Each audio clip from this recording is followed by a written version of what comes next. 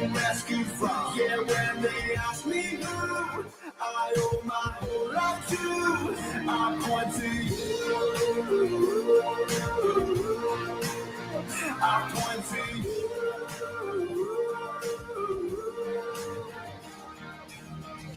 People say that I've lost myself. I'll say I'm found in you. I know you want my and just keep double checking with Jamie. He's got some time to look at it to see if it looks or sounds right. I know you want my bruises and my copy the key. You have to do that. Copy the key. Go back into the video.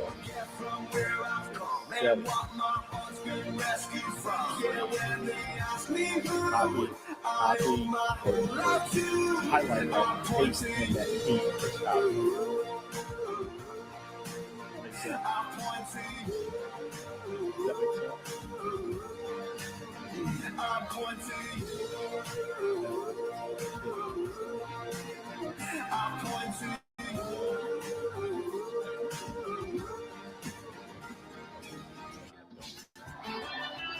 The following is a presentation of the Liberty Flames Sports Network from Van Wagner.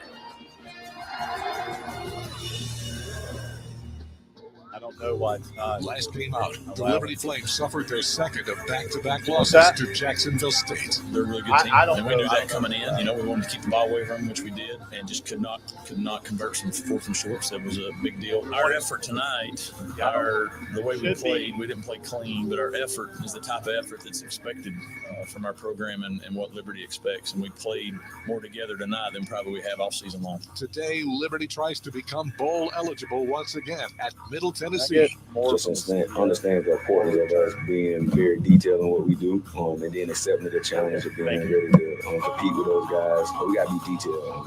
We can't have any misassignments. We hit the November stretch run in college football today, and it's time once again for the Liberty Flames to strike the stone. Play action. Salter to throw back to the left, and it's caught in the end zone. Light him up. Touchdown, Liberty. Bentley Henshaw. Live from Floyd Stadium on the campus of Middle Tennessee State University in Murfreesboro, Tennessee, the Liberty Flames and Middle Tennessee Blue Raiders clash for just the fourth time ever. And our exclusive radio coverage begins right now on the Liberty Flames Sports Network from Van Wagner.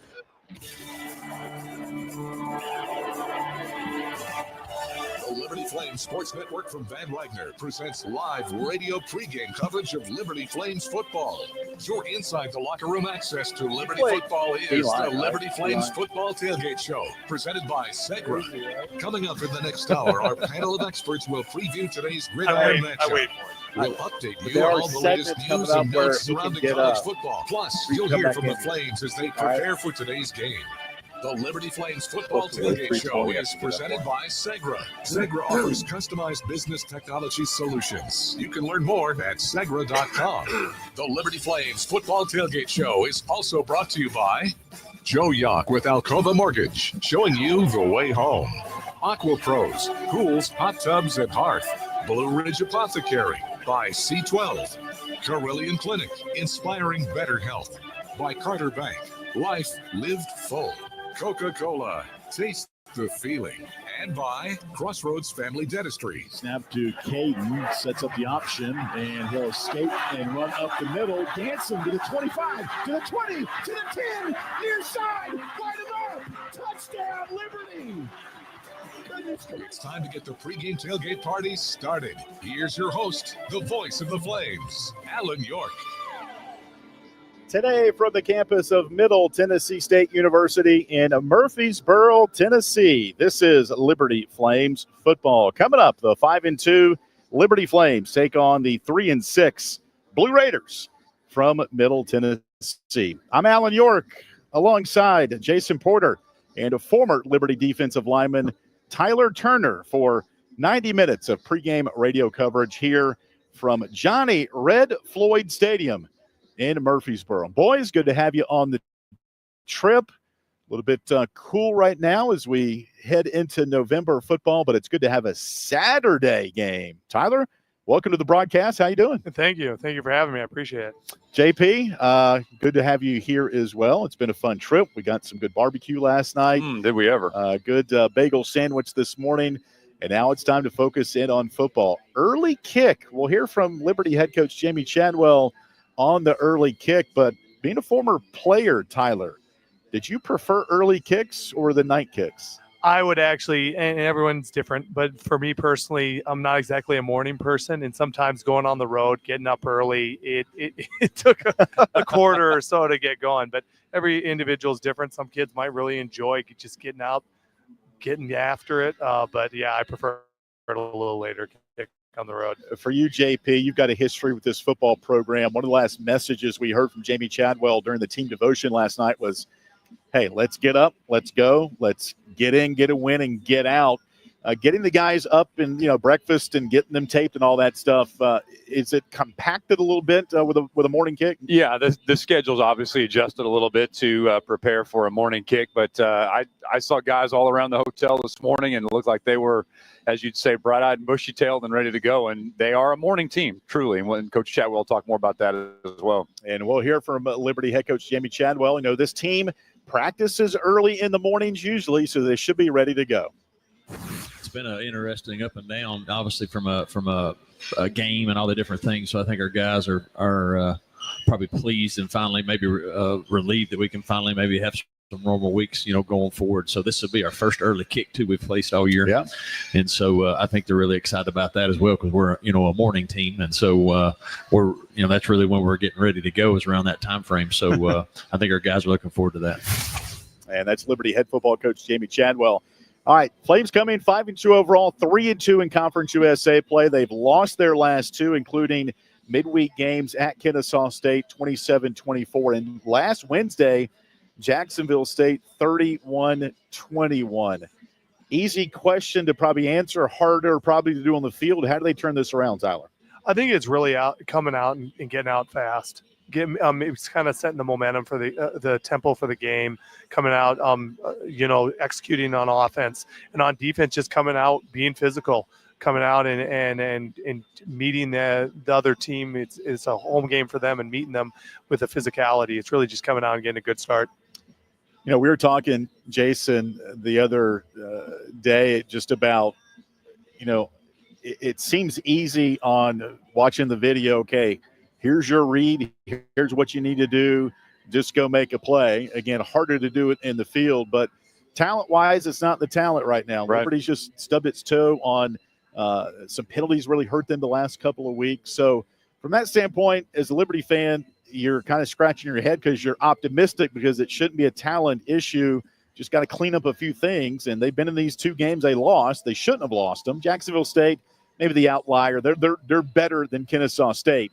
But maybe this is a game where you're back on the road. You just have your team and just go take care of business. Yeah, I think the either win or you learn idea is probably getting old now at this point for the Flames, and I think the lessons have been taught, and coaching staff has reviewed all of the things that need to be worked on, and losses expose you. They expose where your weaknesses are, and there's no question that the Flames have now keyed in on those and tightened some of those up, and I think they're ready to go today.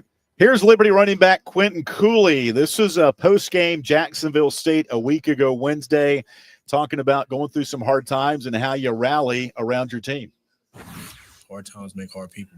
Right now we're going through hard times, so it just depends on if we're going to dwell on it and let it affect our rest of our season or just move on from it. And right now that's what we need to do, just move on from it.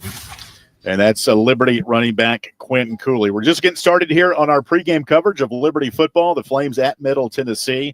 We'd love to hear from you here in the booth. We've got our video stream going, facebook.com/LFSN Radio. You can hit us up on X at LFSN Radio, or old school email. If you like to email us, we'll give you a shout out on the air, lfsn@liberty.edu. Plenty to come on the pregame show. As we get closer to kickoff, we'll have a full-length interview with head coach Jamie Chadwell. We'll also get the take from Middle Tennessee State with their radio broadcaster, Chip Walters. Our player profile today is sophomore defensive back Dexter Ricks.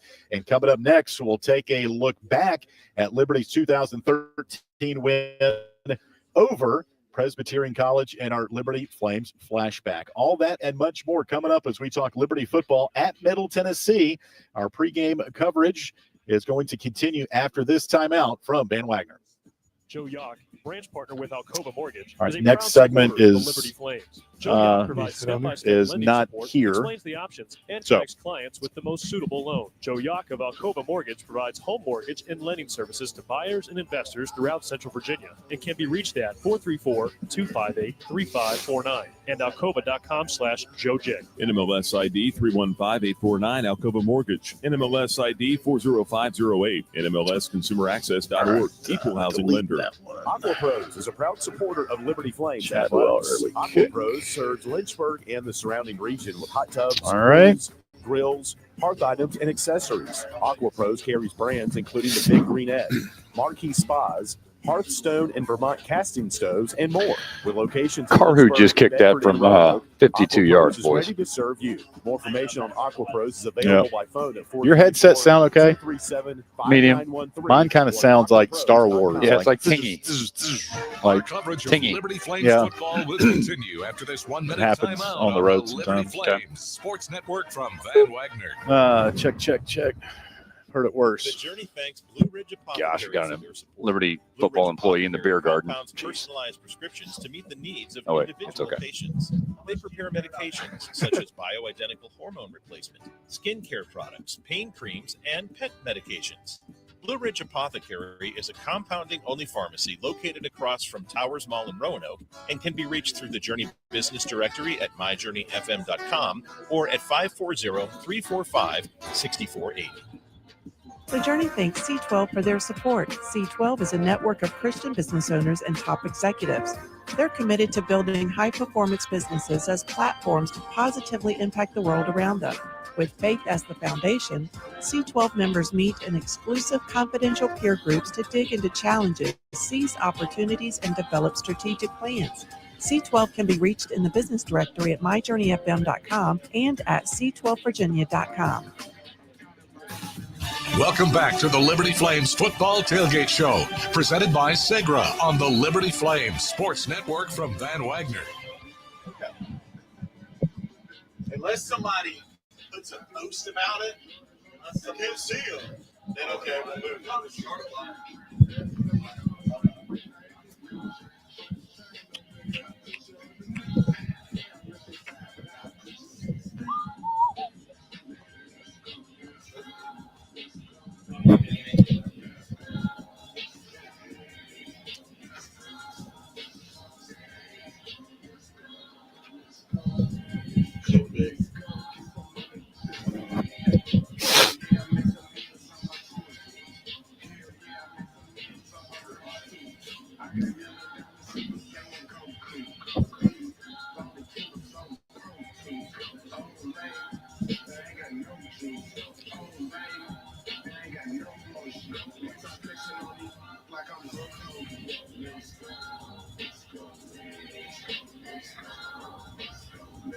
On 7, here we go. McMath throw, lots of time. Good throw down the near sideline, intercepted Jacob Hagan, lots of room to run to the 30. At the 40, midfield, Hagan at the 40 of PC and out of bounds. Back-to-back weeks for Jacob Hagan with interceptions. It was Hagan's third pick of the season, setting Liberty up deep in PC territory. 4 plays later, Rice understood the assignment. Open field to the left shoulder of Josh Woodrum. He's in the shotgun, gets the snap, hands off Rice, going right to the 10, to the 5, to the pylon. Light him up! Touchdown, Liberty! 14-yard score made it 21-7, and the Flames never looked back. Rice added a third rushing score in the third quarter and finished the day with 96 of Liberty's 231 rushing yards, and the Flames rolled a 35-14 win over the Blue Hose.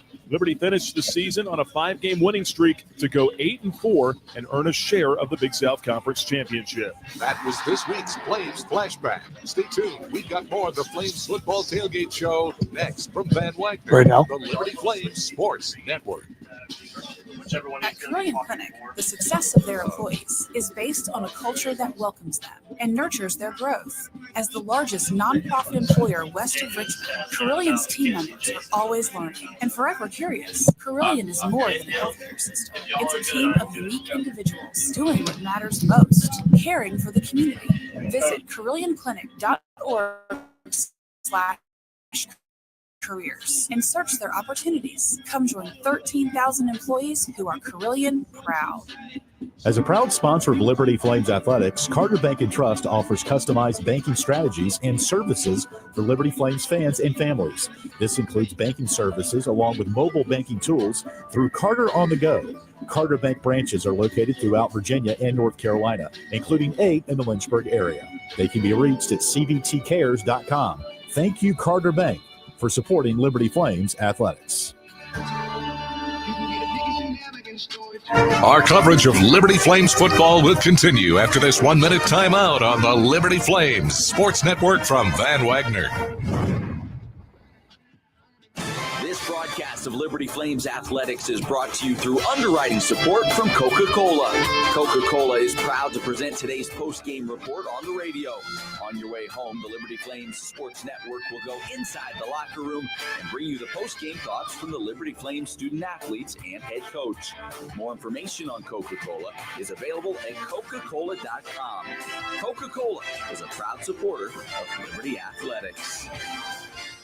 The doctors at Crossroads Family Dentistry say go Flames and good luck this season. The dental team at Crossroads Family Dentistry, Stephen Hatch, James Peary III, Trey Woolwine, and Carol Roberts provide services from standard checkups to complex restorative dentistry services. They also accept most dental insurances. Crossroads is located at 14761 Forest Road in front of Brauburgers and can be reached at 434-363-9422 and at crossroadsfamilydentistryva.com.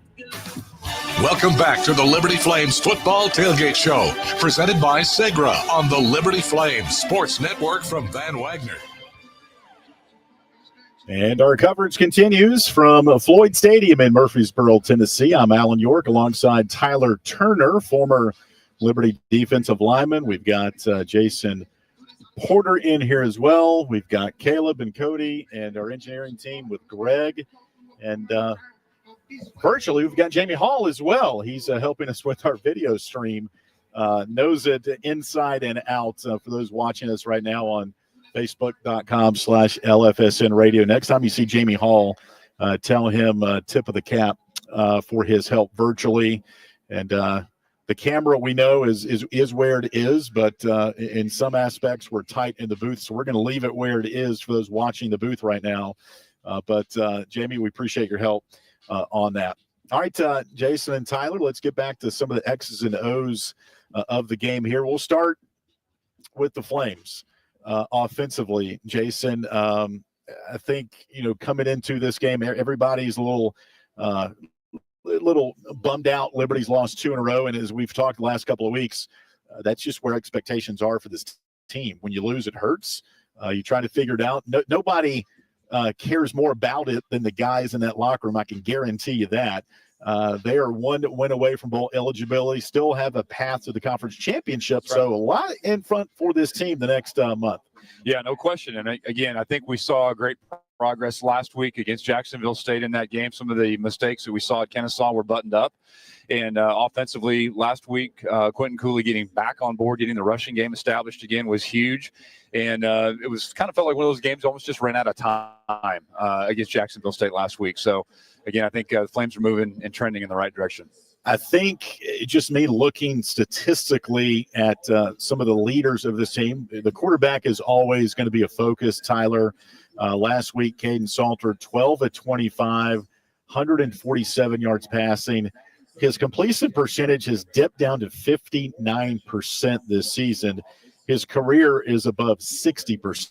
And as Jamie Chadwell has talked about, Tyler, it's not all his fault. There's been some personnel groupings. There's been some guys hurt. And for a quarterback, that can really hamper your thought process of who you're throwing to downfield, can it? Yeah, definitely. You have new guys in, you have guys injured, you have guys that are not as experienced coming in there and having to play. So and there's also just the overall rhythm with your receivers and the timing. So you have guys that have not played probably quite as much. The rhythm and the timing is just not there. So it's a difficult position for the receivers to be in and also for the quarterback to be in. But obviously, hopefully some guys are healthier this week and we're able to get a good 10 days of practice in and have some guys that are able to get some good rhythm in the passing game with Keaton. Speaking of the guys coming back from injury, our injury update brought to you by Ortho Virginia. We're going to focus specifically on the wide receiver group. Jamie Chadwell will touch on this coming up right before kickoff, but Liberty should get back Tyson Mobley today. Tyson is tied for first on this team with 21 receptions. The transfer from Coastal Carolina last played against Kennesaw State. Liberty should also get back Trayon Sibley. He's the leading receiver on this team with 397 yards receiving. I say that very softly. We just don't know what kind of play count Trayon Sibley will be on, but I saw him in practice this week. He looked pretty good, and he hurt a hamstring against Kennesaw State a couple of weeks ago. Liberty still will be without the services of Reese Smith. He is out still nursing a lower leg injury. Did talk to him at practice earlier in the week, and he seemed optimistic that his return will happen this season. Just doesn't know when that particularly will be. Austin Henderson, Liberty tight end, also out today.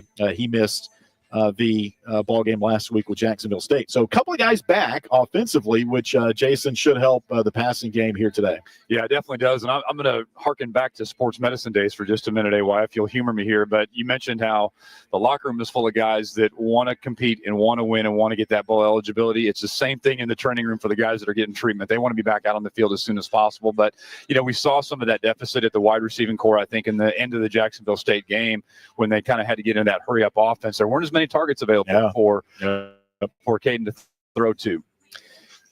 Speaking of things to come, we talked about the path to the conference championship. Now, Liberty has a path. They don't control all of it. Liberty wins out, and Jacksonville State wins out. They'll both play for the conference championship, and CJ Bazell was pressed upon that in the media availability earlier this week, and he says it's college football. Anything can happen.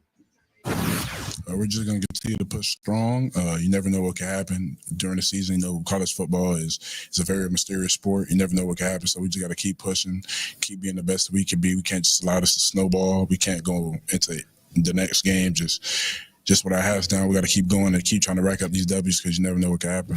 Yeah, that's Liberty defensive lineman CJ Bazell. Final thought here before we take our next break, Tyler.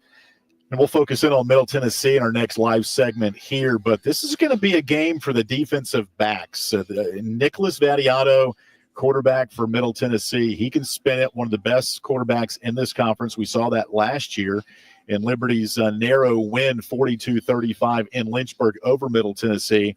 But as a defensive back, when you know you're going to get a lot of action today, compare it to Jacksonville State last week.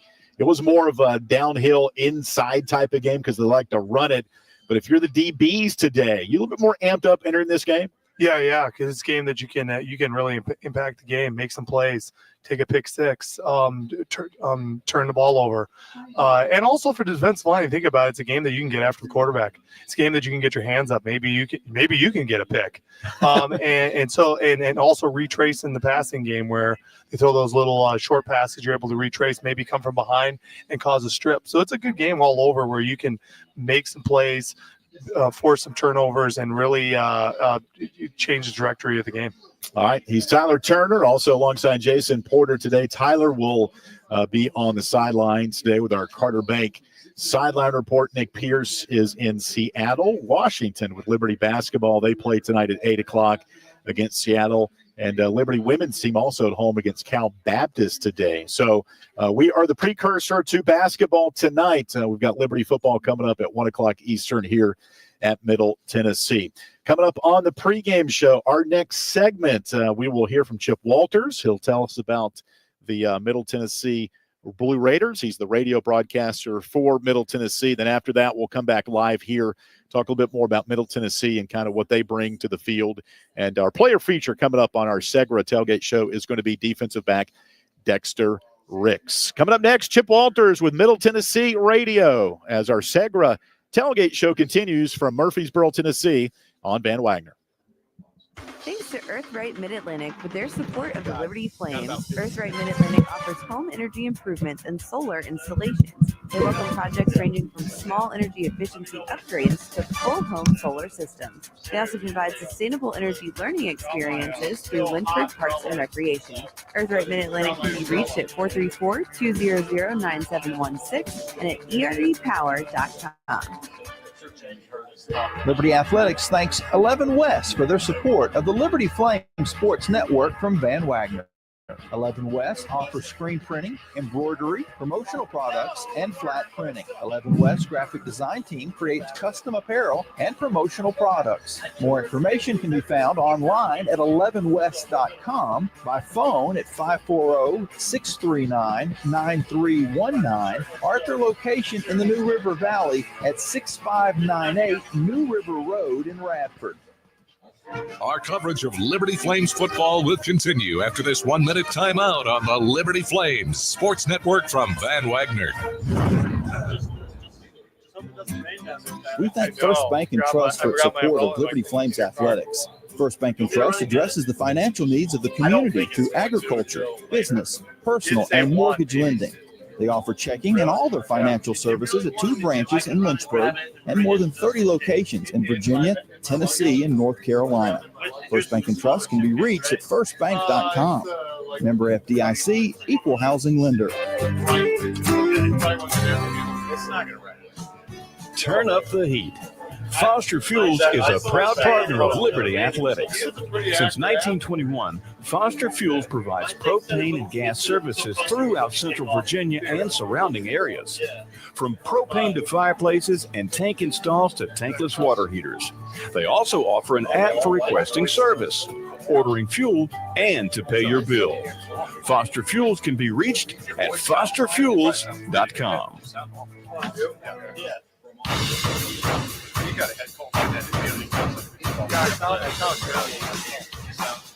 The Segra Liberty Flames football tailgate show continues with an in-depth look at today's opponent, presented through underwriting support from Aqua Pros. Now, once again, back to the stadium. Welcome back to our pregame radio coverage of Liberty football. The Flames in Murfreesboro, Tennessee today, taking on the Blue Raiders from Middle Tennessee. I'm Alan York, alongside the longtime radio voice and good friend of our network, Chip Walters. And Chip, good to have you on. How are things this week as you guys have prepared for Liberty?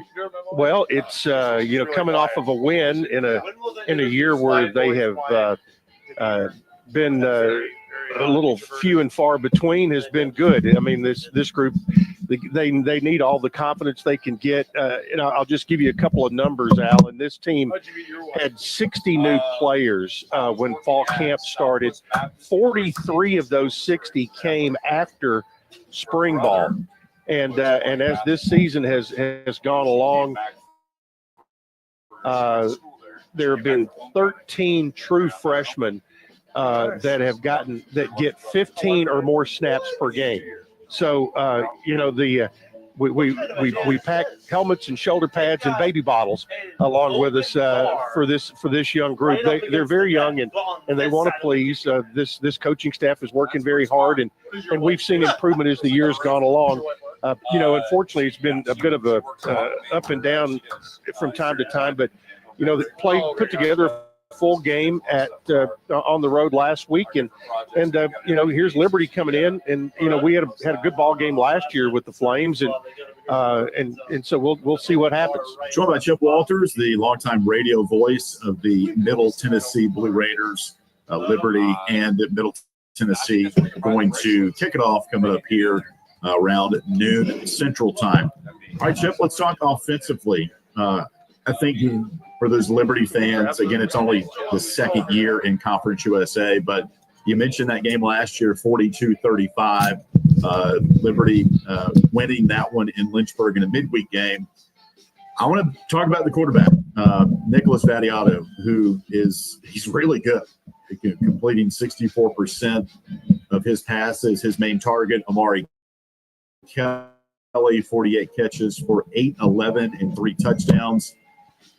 Running the ball, though, I know the offensive line has been a little bit kind of a revolving door there. So you've got the floor, Chip, offensively. What is left to be desired for this offense? And just give us your words of the offense here in 2024. Well, what is desired is a potent running game. I mean, and that comes, again, as you mentioned, with an offensive line, and now we're starting to see in the 2 deep. Oh, that's the same guys who were there last week. Which is kind of a nice change. And but the offensive line situation is also had Vattiato on the run, especially in the first half of the year. I only gave up 1 sack last week at UTEP, but Omari Kelly's an interesting guy because in the remainder of his career, he had 5 catches before this season and has emerged as one of the better receivers in Conference USA. The other guy who is the 1-2 punch and is Holden Willis, who did not play last week because he needed 1 more day to be out of concussion protocol. But Holden Willis is just a football player. He is from Upper East Tennessee and Greenback. He's just a guy who gives everything he's got and catches everything that's within his zip code. Doesn't have very many drops, runs good routes. So, that's your kind of big 3 in the run game. Flip Cradle, who is an NIU transfer, has kind of carried that load, but still Middle has not had the big breakout, come out and rush for 150 yards every week. There are going to be weeks where Middle may rush for 105 or they may rush for 65. It's just, they need enough to make everybody stay legit and give Nick Vattiato time to do something. Joined by Chip Walters, the radio voice of Middle Tennessee. All right, Chip, let's flip our broadcast charts over. Talk a little defense. Parker Hughes leads you guys in tackles, 47 of them. Understand he's been, like a gangbuster because he missed the first couple of games. Tell us about Parker Hughes, and right behind him, Xavier Williams, who gets a lot of camera time. I've noticed him on a lot of the camera stuff, and Xavier can also play a little quarterback, which he played in his previous stops. That's right. Parker Hughes, again, an Upper East Tennessee guy from Elizabethton, who ended up, a lot. We get a lot of kids from up that way for some reason, or have in the past. But Parker Hughes, just a blue collar guy who covers the pass game well from a linebacker position, but also, obviously has run responsibilities. He's the green dot on the field, and you know what the green dot is. He's the guy that the defensive coordinator's talking to in his ear. Parker Hughes is a guy who, he is the veteran on that linebacking core. Now, last week, the guy to his right, Jalen Davis, made the game-winning play, or at least kept the game from being tied by knocking a ball down on the final play of the game right at the goal line. You mentioned Xavier Williams. Xavier had never really played safety and had been a quarterback at UCF. Matter of fact, the first week or 2 of the season, he came in like Wildcat looking sets, and took the ball and ran the ball. Matter of fact, he did it for 1 play last week, but they decided Xavier Williams is a guy who is such a good athlete. He is so smart and needed to get him on the field somewhere.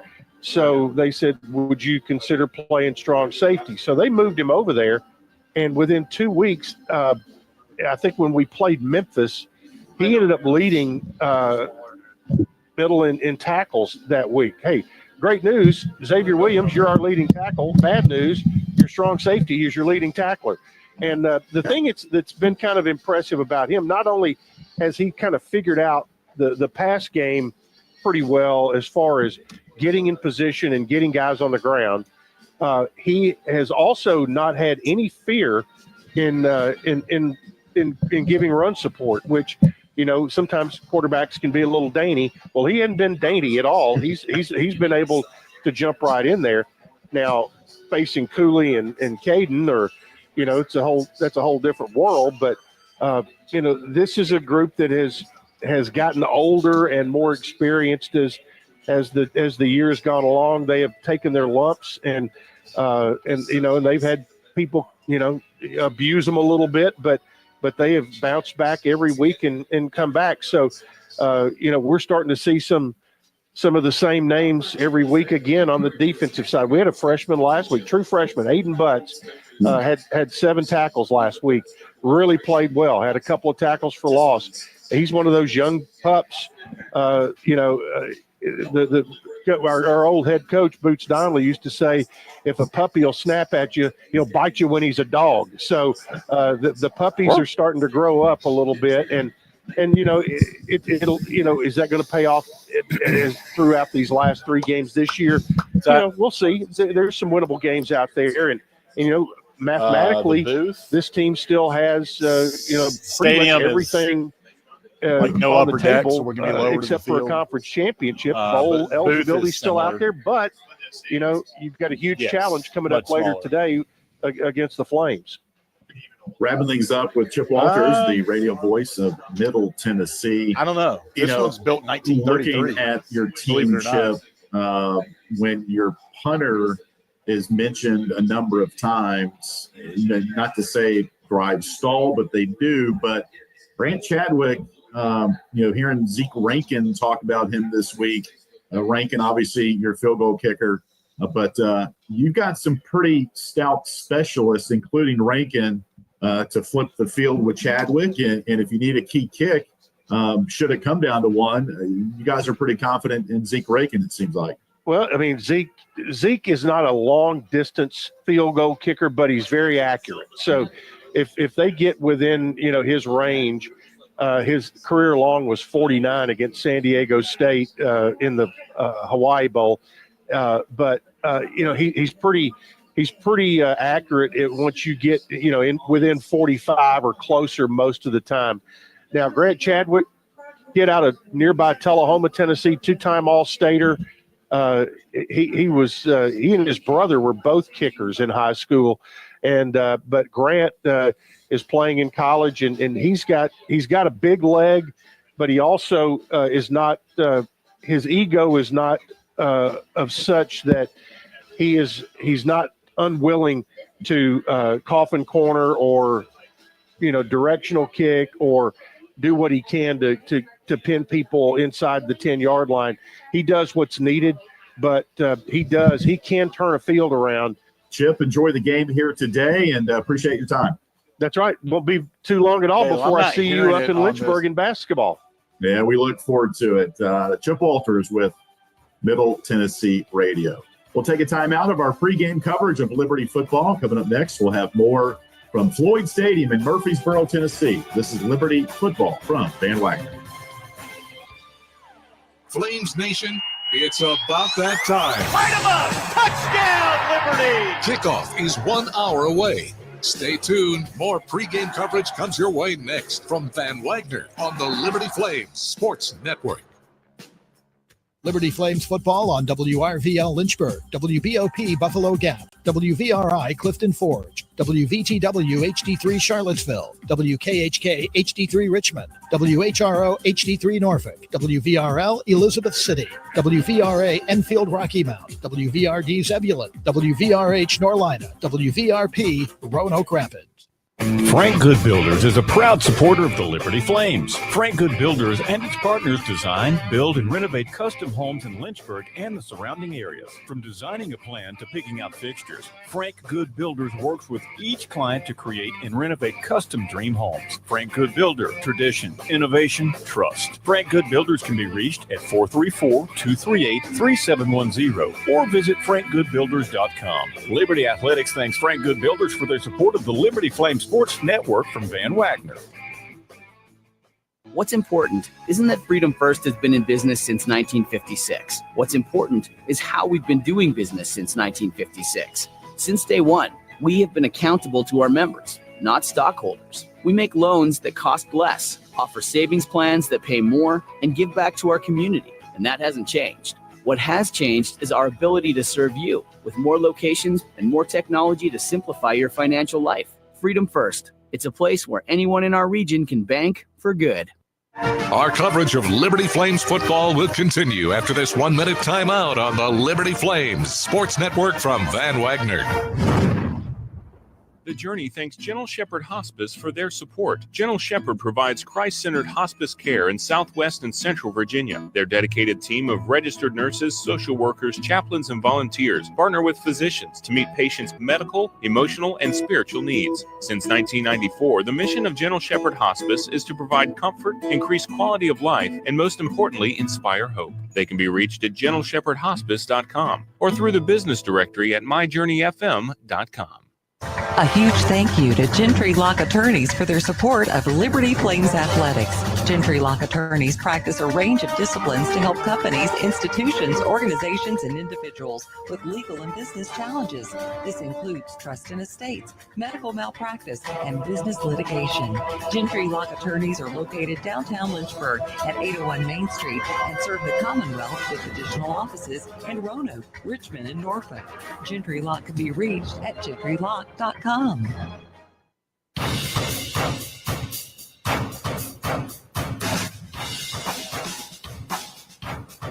The Segra Liberty Flames football tailgate show continues with today's Who's Hot, presented through underwriting support from Foster Fuels. Once again, back to the stadium. On the campus of Middle Tennessee, I'm Alan York alongside former Liberty defensive lineman Tyler Turner, Jason Porter, and our entire radio crew here as we talk Liberty Flames football. We'll focus in on Middle Tennessee coming up here in just a little bit. Who's hot? Couple of defensive guys coming off double-digit tackle performances against Jacksonville State. Both Joseph Carter and C.J. Bazell had team-high 10 tackles against the Gamecocks a week ago Wednesday. They are Who's Hot, brought to you by Foster Fuel. Still to come on the Segra Tailgate Show, we'll hear from defensive back Dexter Ricks, and we'll also hear our pick'ems. And from Jason Prill, he's back in the studio getting those set. So we'll have a take on a couple of our picks here with some games coming up a little bit later. Speaking of Middle Tennessee, we'll hear from Jamie Chadwell coming up in a little bit, but we talked about this could be a big game for the defensive backs, and we'll tell you why Nicholas Vattiato has been so good. But here's Liberty cornerbacks coach Dino Waits on Middle Tennessee. Middle Tennessee got a lot of good skilled guys on the outside, like receivers, and the quarterback is really good. Like quarterback was last year, was really good, takes care of the football. And they do a good job as a team, you know, of not making many mistakes. So our guys, especially in the DB room and the cornerback room, just understands the importance of us being very detailed in what we do, and then accepting the challenge of being ready to compete with those guys. And that's Dino Waits, Liberty cornerbacks coach. All right, Nicholas Vattiato, he's the quarterback, fourth-year junior from Plantation, Florida, threw over 3,000 yards a year ago, making him just the third different quarterback in Middle Tennessee history to reach 3,000 yards. He's well on his way this year, leads the league, 18th in the country, 2,296 yards. He's got 10 touchdowns, completing 64% of his passes. Ran a little bit more last year, had over 200 yards rushing last year, not as much this year due to the fact that they've used 8 different offensive line starting groups. That can go a long way. And with that, they have given up 24 sacks, second most in Conference USA. But when he's got time, Jason, we saw him last year, he can spin it as good as any quarterback in Conference USA. Yeah, no question. It's going to be a control game today for Liberty's defense to keep Vattiato and get him out of rhythm a little bit. I'm really keeping an eye. We always kind of say this but the defensive line today for Liberty is going to be critical in this. And TJ Bush is on a tear right now. And TJ Bush can get to the quarterback. He's got 5.5 sacks, good enough for 15th in the country, does TJ Bush. And that could be very disruptive to the offense for Middle Tennessee. Tyler, you're a former D-line guy. Getting off your blocks, disrupting the passing game. How do you do that? Yeah, I mean, I think the key really is getting off the ball. I mean, when you're a D-line, when you're playing against a passing team, this is actually, especially if you're a smaller D-line like I was, or you think a guy that really wants to get after the quarterback like a TJ Bush, this is a game you try to get off the ball as quickly as possible. And if you cannot get there, get your hands up. Yeah. Because you can really impact it by tipping the ball. It can lead to obviously a picks. It shuts down the passing game, and I mentioned it earlier. Also, retracing in the passing game, maybe to get a strip from behind is a big thing that you can get as a defensive lineman in a game like this, where you know the team wants to throw the ball, wants to get the ball out quick. It's a game that you just got to have your head in a swivel, get off the ball, get your hands up, and retrace. This is a Middle Tennessee team that does not run the football well. Dead last in the league, just 79 yards per game. So that puts a little more pressure on a guy like Nicholas Vadiato.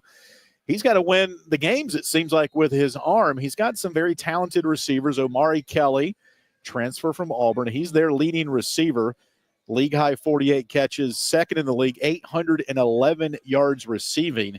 And he's been on a tear his last 7 games. So defensively today, everybody focuses in on the quarterback for Liberty, obviously. But defensively, it's just going to be a key, I think, today for Liberty, Tyler. Yep.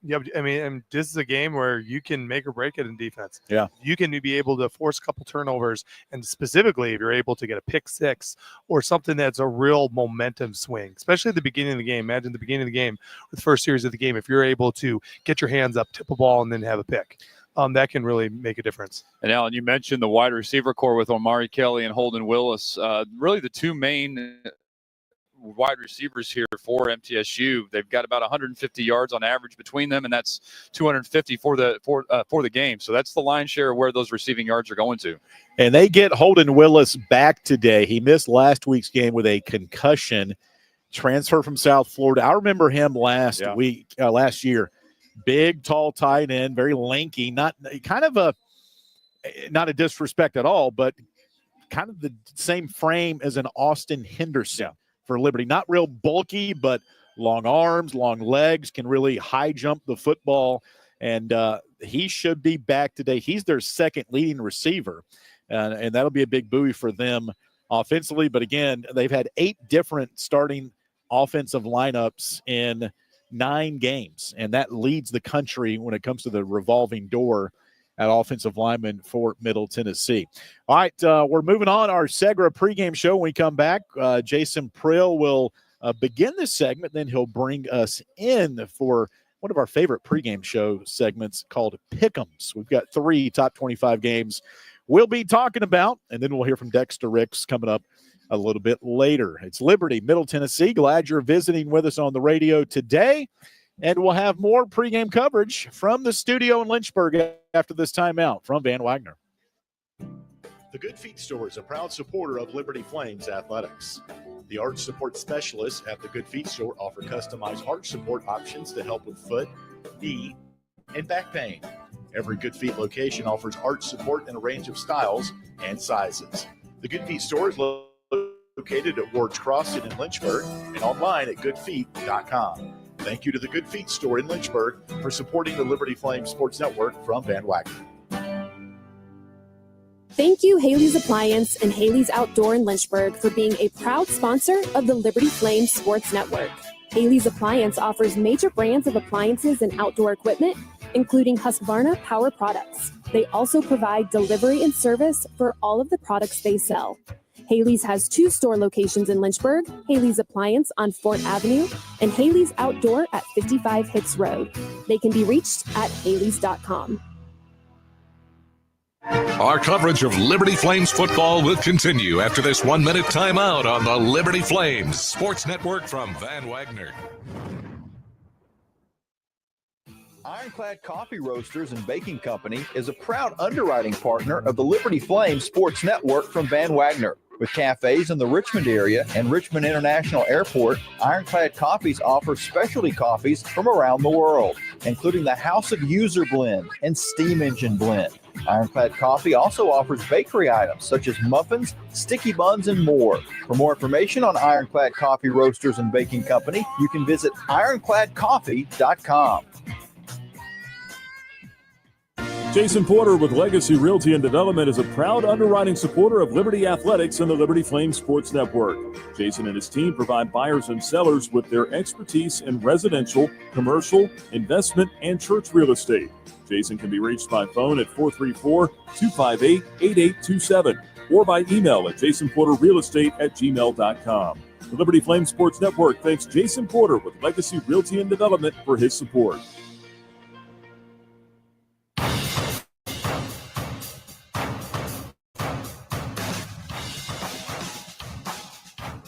The Segra Liberty Flames Football Tailgate Show continues with today's College Football Notebook. Time now for all the news and notes surrounding college football and scores from around the country.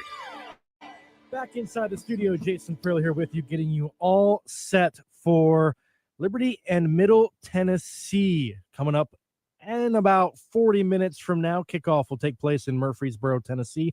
We'll toss it back out to the stadium where Alan York and the gang are standing by as we will head into Pickens. But before we get there, it's time for a look at the Frank Good Builders out-of-town scoreboard. We'll start first here on the network. It's a busy day. We'll start at 1 o'clock with kickoff for football. Then at 7 p.m., Jamie Hall will have coverage of women's basketball as they will be at home in Lynchburg against California Baptist, making the trip all the way across the country. That one coming your way at 7 o'clock. And then the men's team, Nick Pierce, he's out in Seattle taking on Seattle.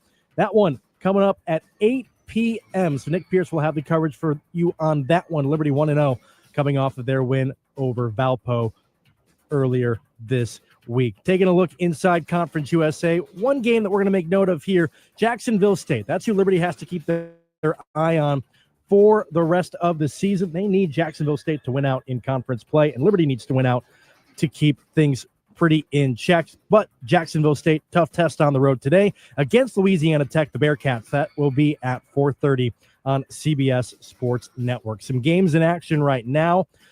Ohio State, Purdue, scoreless 3 minutes into the first quarter. Texas and Florida, the fifth-ranked Longhorns, they are scoreless with the upstart Gators. They've looked pretty good the last few weeks. They're about 6 or 7 minutes into the ball game, still scoreless there. And it's going to be a high-scoring game down in Atlanta. Georgia Tech against number 4 Miami. They're knotted up at 7. A 74-yard touchdown reception by Elijah Arroyo just moments ago evened it up in that one. Well, we still got plenty more to come on this segment, right, Alan? We got pick'ems. How about let's dive into it, JP? First off, I think it's important for us to talk about the standings real quick. Jason Porter, did you realize you're in first place with Todd Wetmore? That is the rumor. There's no rumor. All right. No rumor. Confirmed? I'm looking at it confirmed on my laptop. PK, Pat Kelly, former all-conference wide receiver. He is right behind. My laptop literally just turned off on me. I have no idea what just happened there. But I will switch to – actually, this is live radio, folks. I have no idea why that just turned off. But I'm retyping my password. There we go. Just in case people wondered if it was live radio. No idea. We just proved it. There we go. All right, Pat Kelly is in third. Jamie Hall is in fourth, and then followed by a whole host of guys. I'm in 10th. True transparency, there's a game I just didn't turn him in. And I could have gone to Nick, who handles all this, and said, hey, here's who I would have picked. After all, I've seen all the results, but I said, you know what? In fairness to the whole crew, I'm going to go 0 for, and we picked 7 games each week. So I went 0 for 7 because I didn't turn him in for a particular week. And that'll hurt the chances. And Caleb we're neck and neck for last place. So shout out to Ryan McGee in the bottom 10, which he puts out each week on ESPN. So this is me and Caleb and our version of the bottom 11 for our Pick'ems group. So Caleb, we don't have a microphone for you, so you can tell me in a minute what you were saying. All right, our games this week. We'll start with number 2, Georgia, at number 16, Ole Miss. The Bulldogs 7-1 overall, 5-1 in SEC play Ole Miss 7-2, 3-2 in the league. 3:30 kickoff. All right, Bulldogs heading in their final road game, riding a 4-game winning streak, well positioned to contend for another SEC championship and return to the playoffs after missing the smaller field last year. The Rebels, a must-win situation for them. I'm going number 2, Georgia. How about you, Tyler?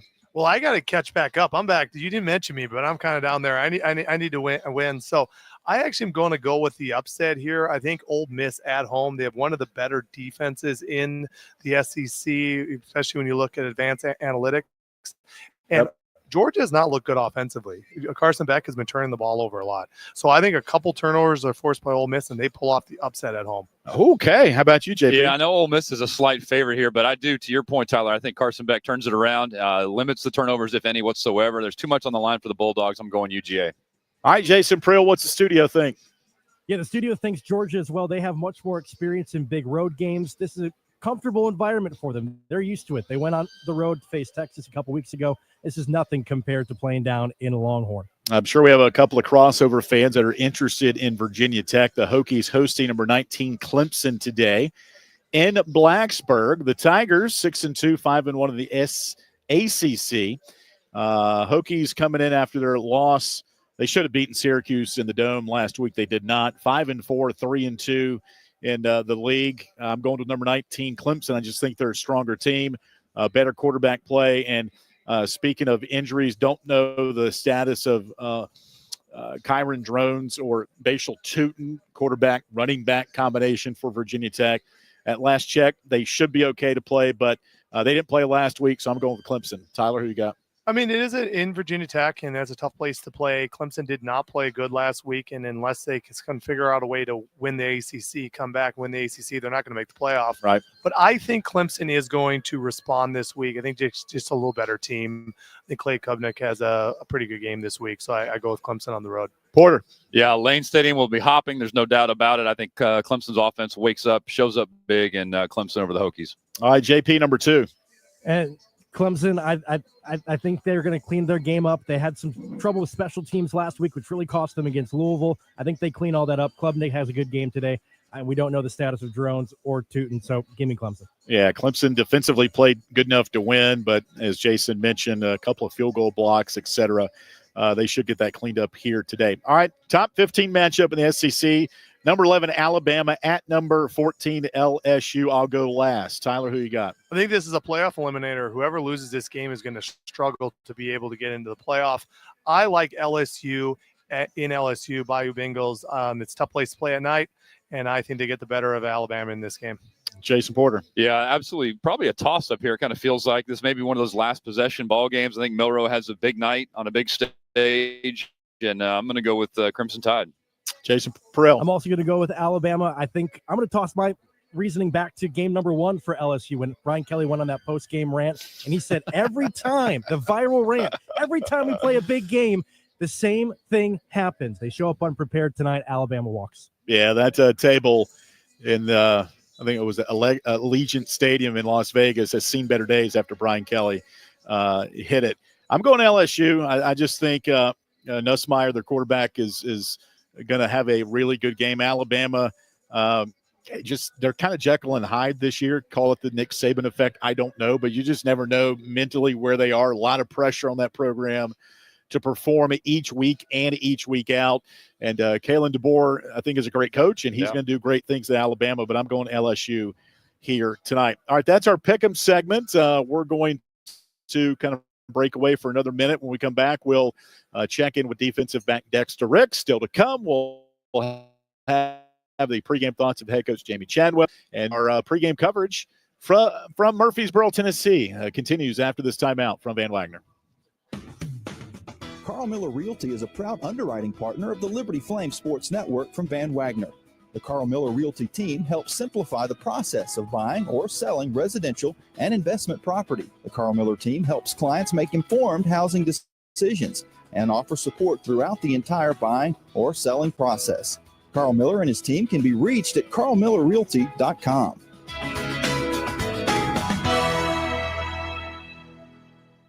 This broadcast of Liberty Flames Athletics is brought To you through underwriting support from Larry's Tire and Auto Repair. They offer complete auto service, including tires, preventive maintenance, and more. Larry's Tire carries all major brands and is open from 8 a.m. to 5 p.m. Monday through Friday.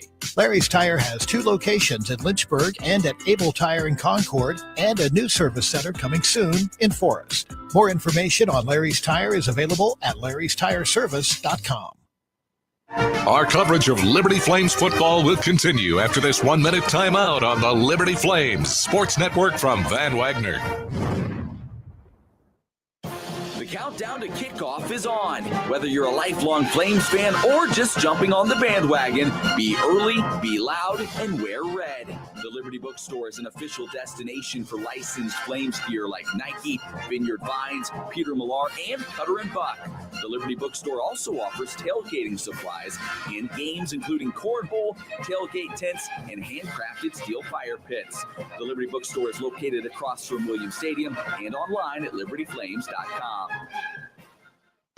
Lynchburg Nissan has been a proud supporter of Liberty University and an underwriting partner with The Journey. Lynchburg Nissan is thankful for the community support for over 27 years and is committed to supporting community organizations like the Salvation Army. They offer new and pre-owned cars, trucks, and SUVs. Information for Lynchburg Nissan is available at lynchburgnissan.com. Thank you again for supporting your local Nissan dealer, Lynchburg Nissan.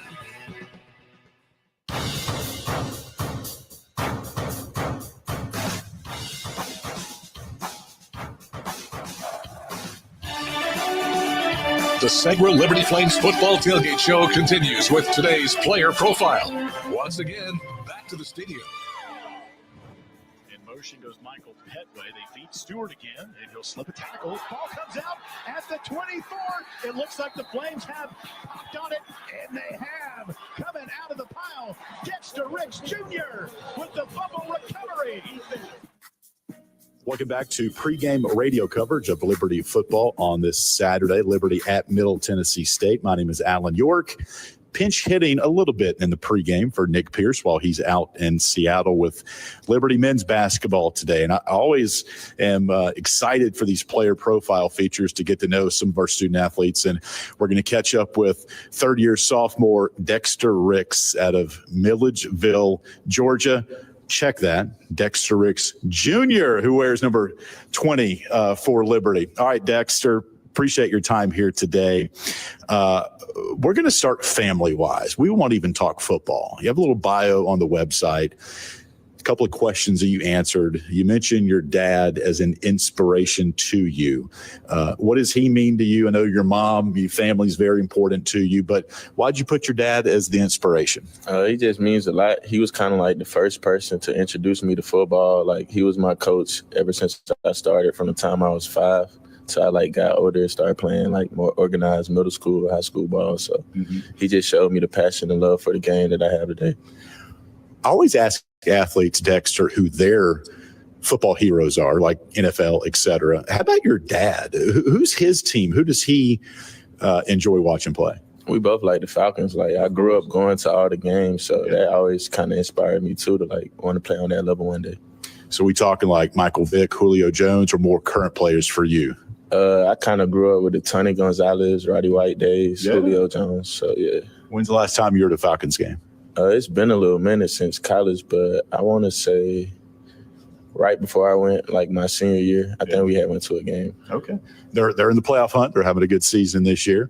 All right, Milledgeville, Georgia. What is life like around Milledgeville? We're talking southeast of Atlanta. How far are you from Atlanta? Or when people say, where are you near to, what bigger city than Milledgeville do you tell them?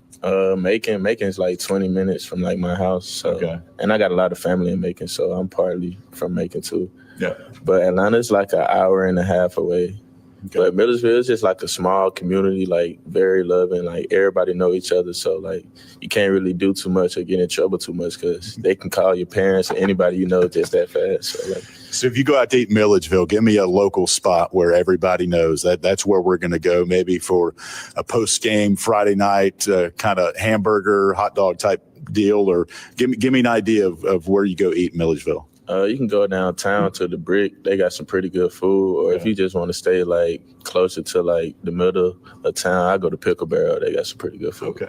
What's your menu go to there? I like burgers, so like anywhere I go, I'm gonna try to find a good burger or either some wings too, though. Okay, can't go wrong with wings. Joined by Dexter Ricks Jr. A couple of weeks ago, you guys were at Kennesaw State. We'll talk a little bit about the last couple of weeks here in a minute, Dexter. But how fun was that for you to play in Atlanta and have more friends and family than maybe typically than would come to a game here in Lynchburg? It was great playing back in Georgia. Like, I haven't played in Georgia since my senior year of high school, so it was just fun. Obviously, we didn't get the outcome we wanted to, but it was always fun to go home and just play. Speaking of outcomes, I know the last 2 weeks not up to standards with this Liberty football program. What's the vibe around the locker room? How are you guys dealing with the last couple of weeks as you approach Middle Tennessee coming up here? I mean, we're all pretty positive. Like, we're always positive. Like, even on the sideline, we losing. Like, we always had the faith that we're going to win. And ever since them 2 losses, I just don't feel like that's changed. Like, we still think we're going to win every game we go out there and play, no matter who we play. Like, we got that confidence in each other. Yeah, Coach Shadwell did mention post-game last week after Jacksonville State. The effort was there. A couple of things just need to tweak a little bit, and you guys will be just fine. And still a lot to play for. I know you guys see the path to the championship. It's still in play, so a lot to play for with this team. You're playing a lot this year. You played in all 14 games a year ago. Where do you think you have grown most, Dexter, on the football field? I think just, like, allowing the game to come to me more and not being so antsy to go make a play, but, like, make the plays when they come your way. I think that really helped me. Speaking of plays coming your way, a couple of picks this year, UTEP, East Carolina. Let's revisit that East Carolina pick. I mean, it was early Sunday morning. You guys had to endure a lot. I think we'll all have stories of that Saturday, Sunday weekend against ECU. Big pick for you in that game. Did that one feel pretty special for you? Yeah, it really did, especially to be able to, like, get it at the end of the game, knowing, like, we sealed the deal at that point of the game. But just that total experience was something I'll never forget, like playing that late and getting the win with my brothers. It was just an amazing time. Joined by Dexter Ricks Jr., Liberty cornerback, Flames at Middle Tennessee State, coming up here today. All right, picking a ball off, recovering a fumble. You've been involved in a lot of those defensive plays this year. What do you enjoy doing more and emotionally getting a pick or recovering a fumble like you did against Jacksonville State? Take us inside those plays and what it's like for an athlete to make plays like that. I think for a DB, like, we don't get many plays like to just make. Like, most of the time we're trying to stop somebody else from making the play. So when we get to make a play for ourselves, it's just like a overwhelming joy of emotions, because, like, even in practice, like, you can practice for a whole year and, like, you just might not make that many plays because it's just, like, so dependent on the quarterback throwing your way, you being on top of the receiver, the ball being good. So it's just a real good feeling when your hard work pays off. The Joker mask still is very popular with this team and this fan base. You've got to wear it a number of times here this season. Is that a kind of a surreal experience when you're there and they're splashing all the water on you? Yeah, I think the best part for me, though, is just, like, looking at the fans, knowing, like, they're waiting, like, they got the splash zone set up right by the bench. So it's just, like, they're anticipating this moment the whole game, and we finally get to make that play. Like, it's just not for us, it's for the fans, too. Like, they've been waiting for us to get up there, splash the water so they can cheer on and celebrate. All right, a couple more thoughts here, joined by Dexter Ricks Jr. Your current NFL guys you're watching to kind of get some tips and kind of tricks of what they do. Give me a couple of those guys. As far as DBs, I like watching Jesse Bates, even though he's a safety. Yeah. But just the way he attacks the football, like, no matter if it's a punch out, a fumble, interceptions, I like him. As far as cornerbacks, I like J.C. Horn, Denzel Ward. And I tend to watch, like, guys kind of similar to my frame, or, like, if they possess the same, like, physicality in their game that I try to. You a gamer, Dexter, and is the college football game still as popular as maybe as when it came out right before camp started? Yeah, for me at least, I still play it almost every day. But are you in the game? Just because I'm in it, though. What do you look like? Well, what are the ratings for Dexter Ricks Jr. in the game? And I've heard they improve as the season goes on. Has your ratings improved, or do you even know? Yeah, it improved. I started off at like a 74, 75. I think I'm an 80 right now, though. Okay. So. Keep climbing that ladder, my man. All right, pregame rituals for you to get ready. Give us an idea there, and then we'll get a take on Middle Tennessee, and we'll let you go. For the most part, I just listen to music. But if I'm at home, I get in the hot tub, like, because we got a hot tub in the locker room, basically. But I just listen to music for the most part and do my drills on the field, like get used to whatever field we playing on. Okay. Final thought here. Now, last week, Jacksonville State, heavy on the run. Middle Tennessee, remember last year, 42-35. Bryland had that key interception. You guys won. Nicholas Vattiato, their quarterback, he can spin it pretty good. So is this a game where you're thinking that, hey, they might be bringing some balls at my area, and how do you prepare for that? Yeah, this is just one of those games where we just know we're going to get a lot of targets going into it, so we have to embrace it. And like I said, this is a chance where we do get to make our plays because, like, playing some of the teams that like to run the ball more, we may just be watching or getting in on a few tackles. But, like, a game like this, like, it's really on us to make the plays. All right, Dexter, we appreciate the time here today. Go strike that stone, okay? Have fun out there, and we'll catch up with you soon. Yes, sir. Appreciate you. All right, that's sophomore Dexter Ricks Jr., Milledgeville, Georgia. Wear number 20 for the Flames. We'll be back with more pregame radio coverage from Middle Tennessee after this timeout from Van Wagner. The Journey thanks Patel and Dalrymple, attorneys at law, for their support. Serving the greater Lynchburg and surrounding areas, the law firm of Patel and Dalrymple represents clients at every stage of a real estate transaction. For both residential and commercial property, Patel and Dalrymple serves buyers and sellers with personal assistance throughout the closing process. They also offer comprehensive estate planning and business organization services. Patel and Dalrymple can be reached at 434-832-7030 and online at pdlaw.us. This broadcast on the Liberty Flames Sports Network is made possible through underwriting support from Peary and Woolwine Family Dentistry. Peary and Woolwine Family Dentistry provides dental health services including dental implants, cosmetic dentistry, extractions, and more. Their office treats patients of all ages and accepts most insurances including Anthem. Peary and Woolwine Family Dentistry is located at 2229 Merle Road next to EC Glass High School in Lynchburg. You can reach the office by phone at 434-847-5331 and online at PearyFamilyDentistry.com. Our coverage of Liberty Flames football will continue after this 1-minute timeout on the Liberty Flames Sports Network from Van Wagner.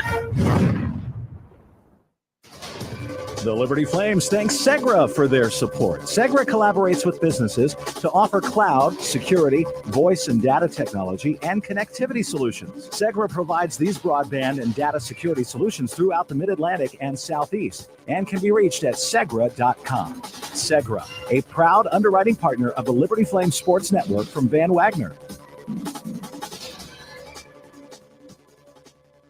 Century Exteriors is proud to sponsor Liberty Flames Athletics. Century Exteriors offers home renovations, including but not limited to gutters, roofing, home additions, and much more. More information on Century Exteriors and its services is available by phone at 434-239-6722 or online at centuryexteriors.com and on Facebook and Instagram. Century Exteriors is a proud supporter of Liberty Flames Athletics.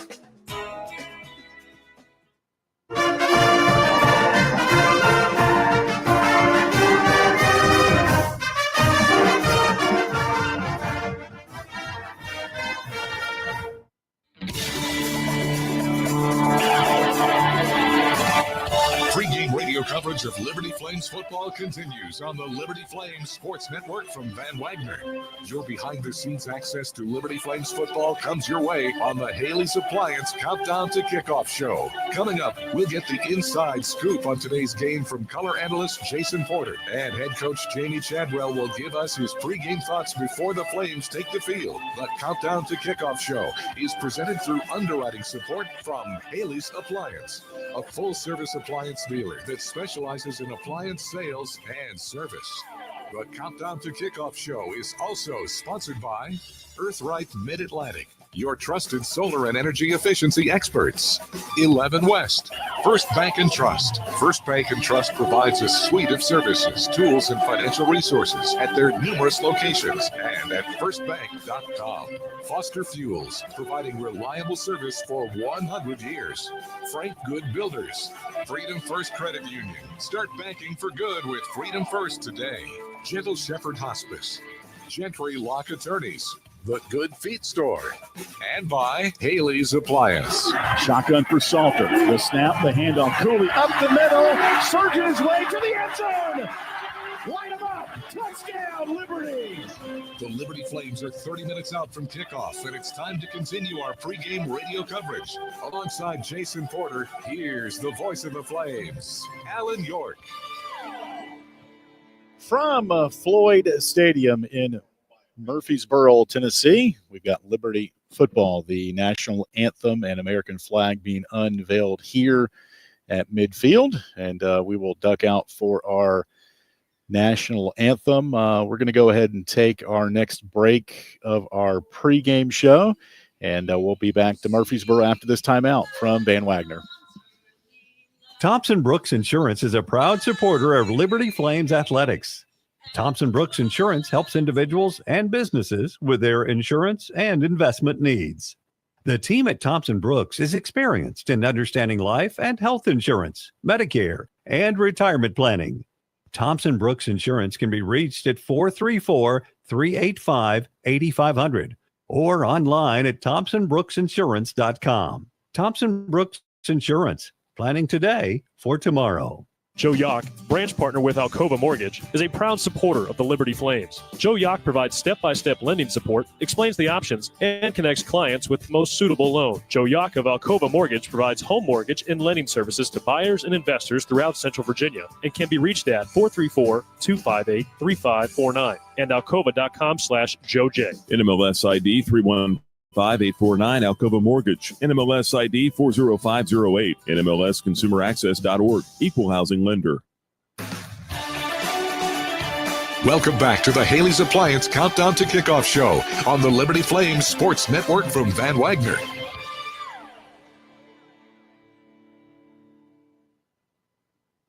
Floyd Stadium on the campus of Middle Tennessee State. I'm Alan York alongside Jason Porter. Really cool American flag being unveiled here as they had the national anthem. Jason, it's a tribute to veterans and today at the stadium, Middle Tennessee wearing the red, white, and blue MT logos on their helmets.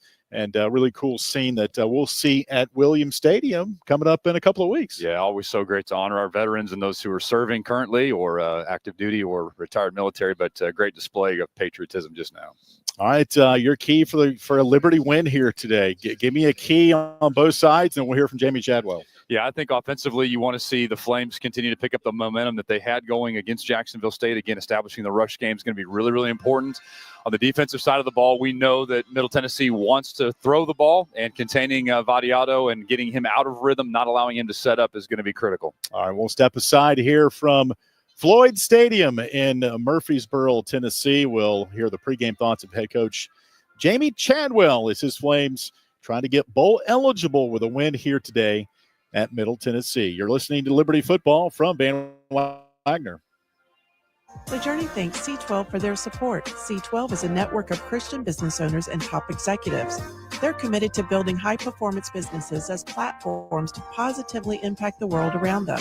With faith as the foundation, C12 members meet in exclusive confidential peer groups to dig into challenges, seize opportunities, and develop strategic plans. C12 can be reached in the business directory at myjourneyfm.com and at c12virginia.com. At Carillion Clinic, the success of their employees is based on a culture that welcomes them and nurtures their growth. As the largest nonprofit employer west of Richmond, Carillion's team members are always learning and forever curious. Carillion is more than a healthcare system. It's a team of unique individuals doing what matters most, caring for the community. Visit carillionclinic.org/careers and search their opportunities. Come join 13,000 employees who are Carillion proud. Our coverage of Liberty Flames football will continue after this 1-minute timeout on the Liberty Flames Sports Network from Van Wagner. As a proud sponsor of Liberty Flames Athletics, Carter Bank & Trust offers customized banking strategies and services for Liberty Flames fans and families. This includes banking services along with mobile banking tools through Carter on the Go. Carter Bank branches are located throughout Virginia and North Carolina, including 8 in the Lynchburg area. They can be reached at cbtcares.com. Thank you, Carter Bank, for supporting Liberty Flames Athletics.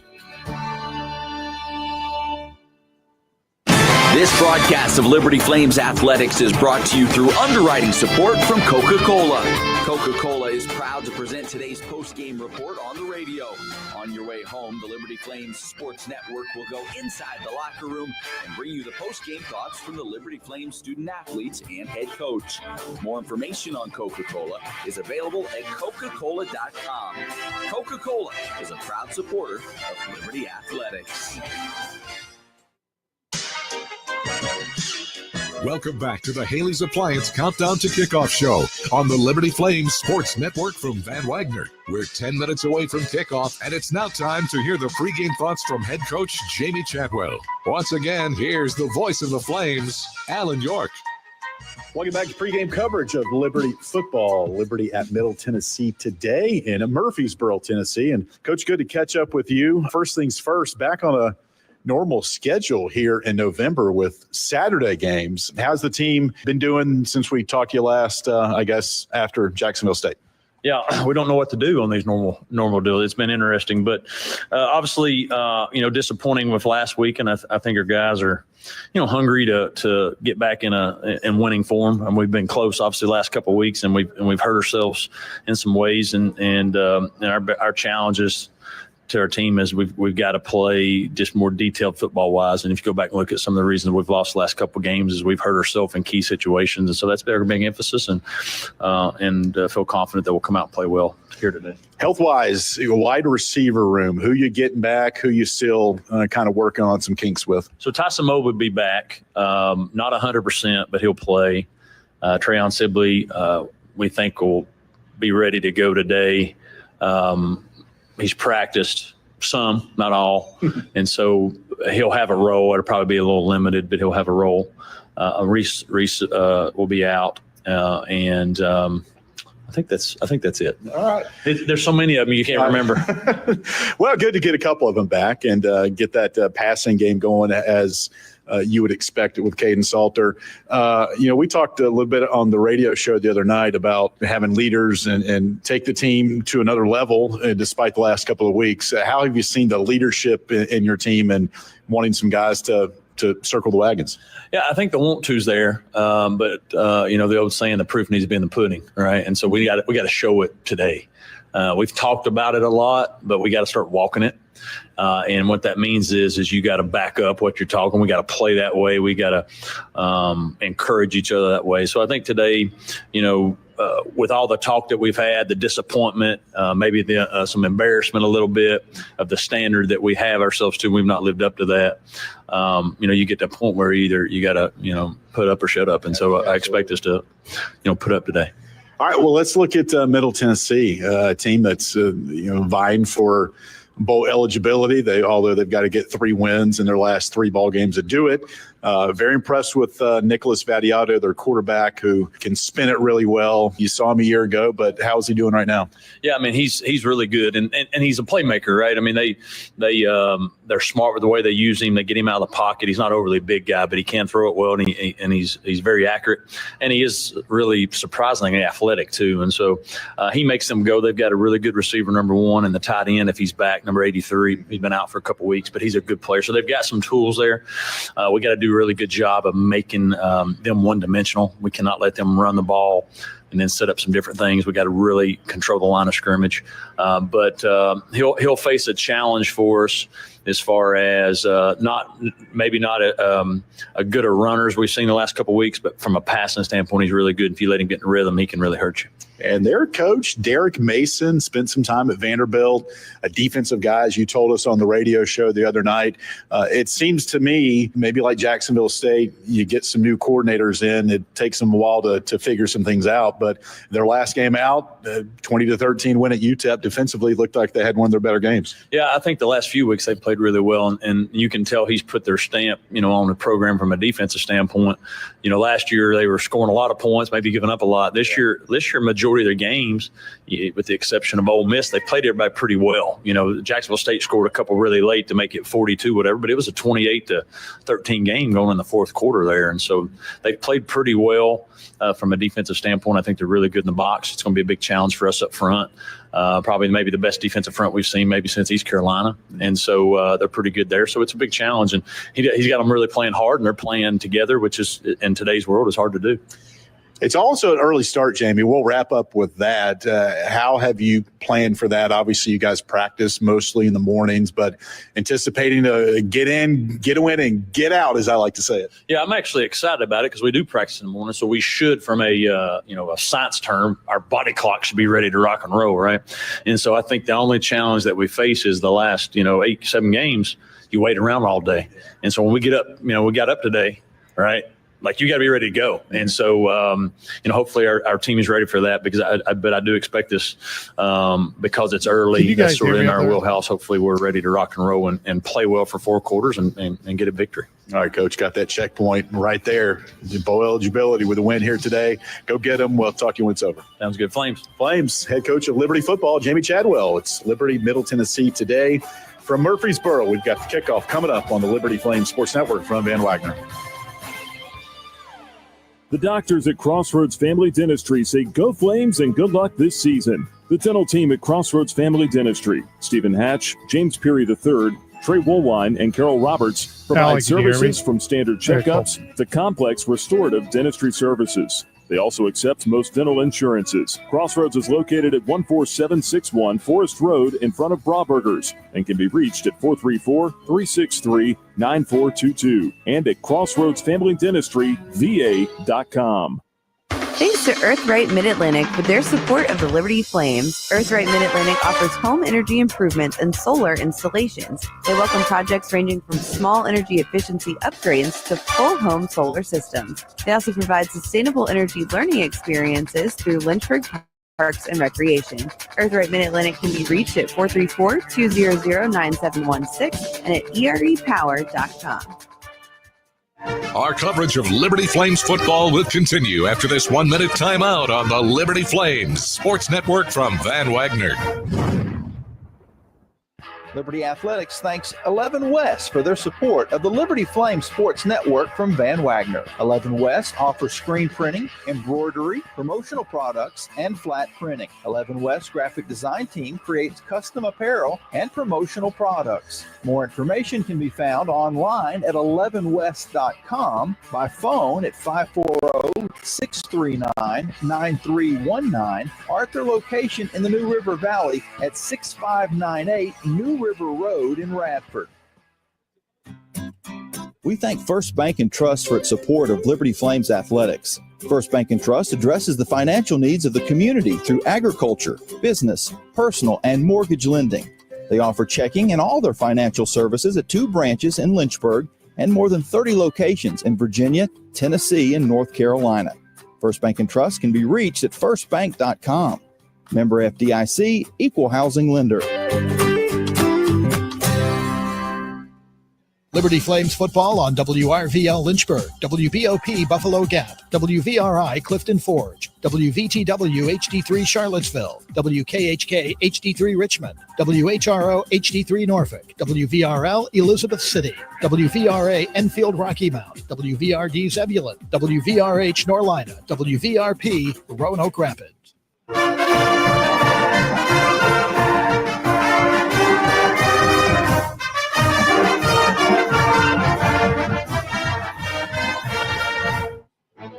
This is Liberty Flames football. I'm not only a believer, I'm a follower of Jesus Christ. When you have opportunity to impact people at the most prestigious institution higher learning from a Christian background as Liberty University. You don't pass that up. I believe God's ordained this opportunity for me, and I'm blessed to be the football coach here.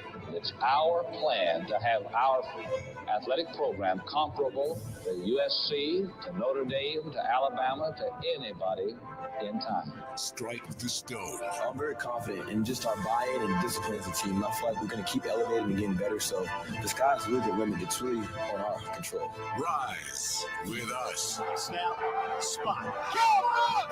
It's blocked! The Flames have won! Block kick, and Liberty celebrates in Orlando. 37-34. White under pressure, dog pile back at the 22.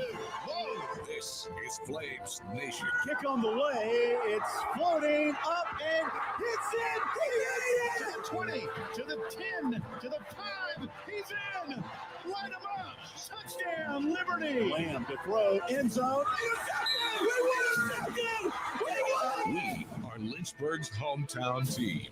Snap, spot, kick, has the leg. It is good! With 1 second left! From central and northern Virginia to the Roanoke Valley in the Sandhills of North Carolina, the Liberty Flames Sports Network from Van Wagner is on the air.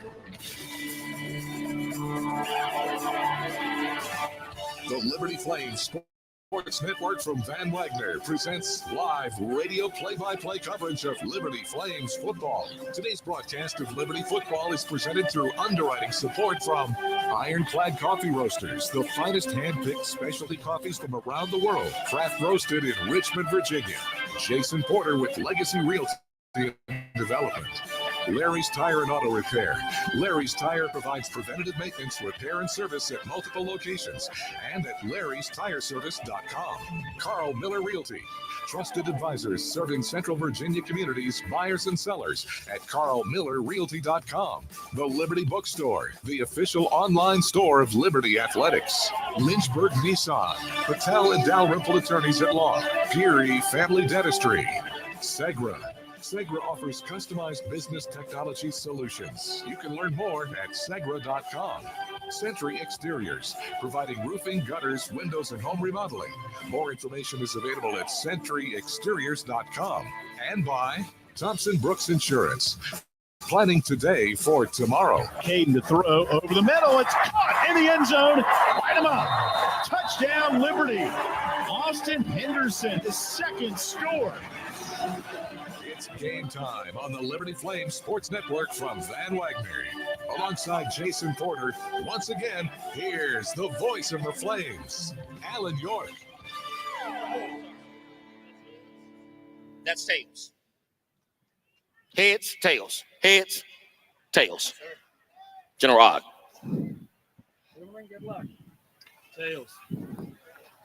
It is tails. He won the toss. Defer to the second half. You want the ball. Which way would you like to kick? Do me a favor, spin around. Liberty has won the toss and elected to defer to the second half. Middle Tennessee will receive at this end. Let's come out and have a great game.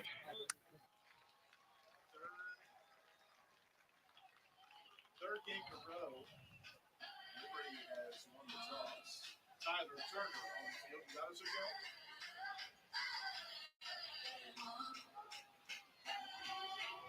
I'll get the title in a minute. I hear nothing.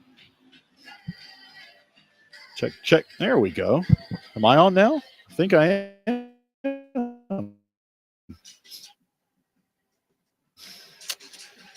Anyway, box is going in. Liberty football. Liberty has won the toss for the third game in a row, and they called tails.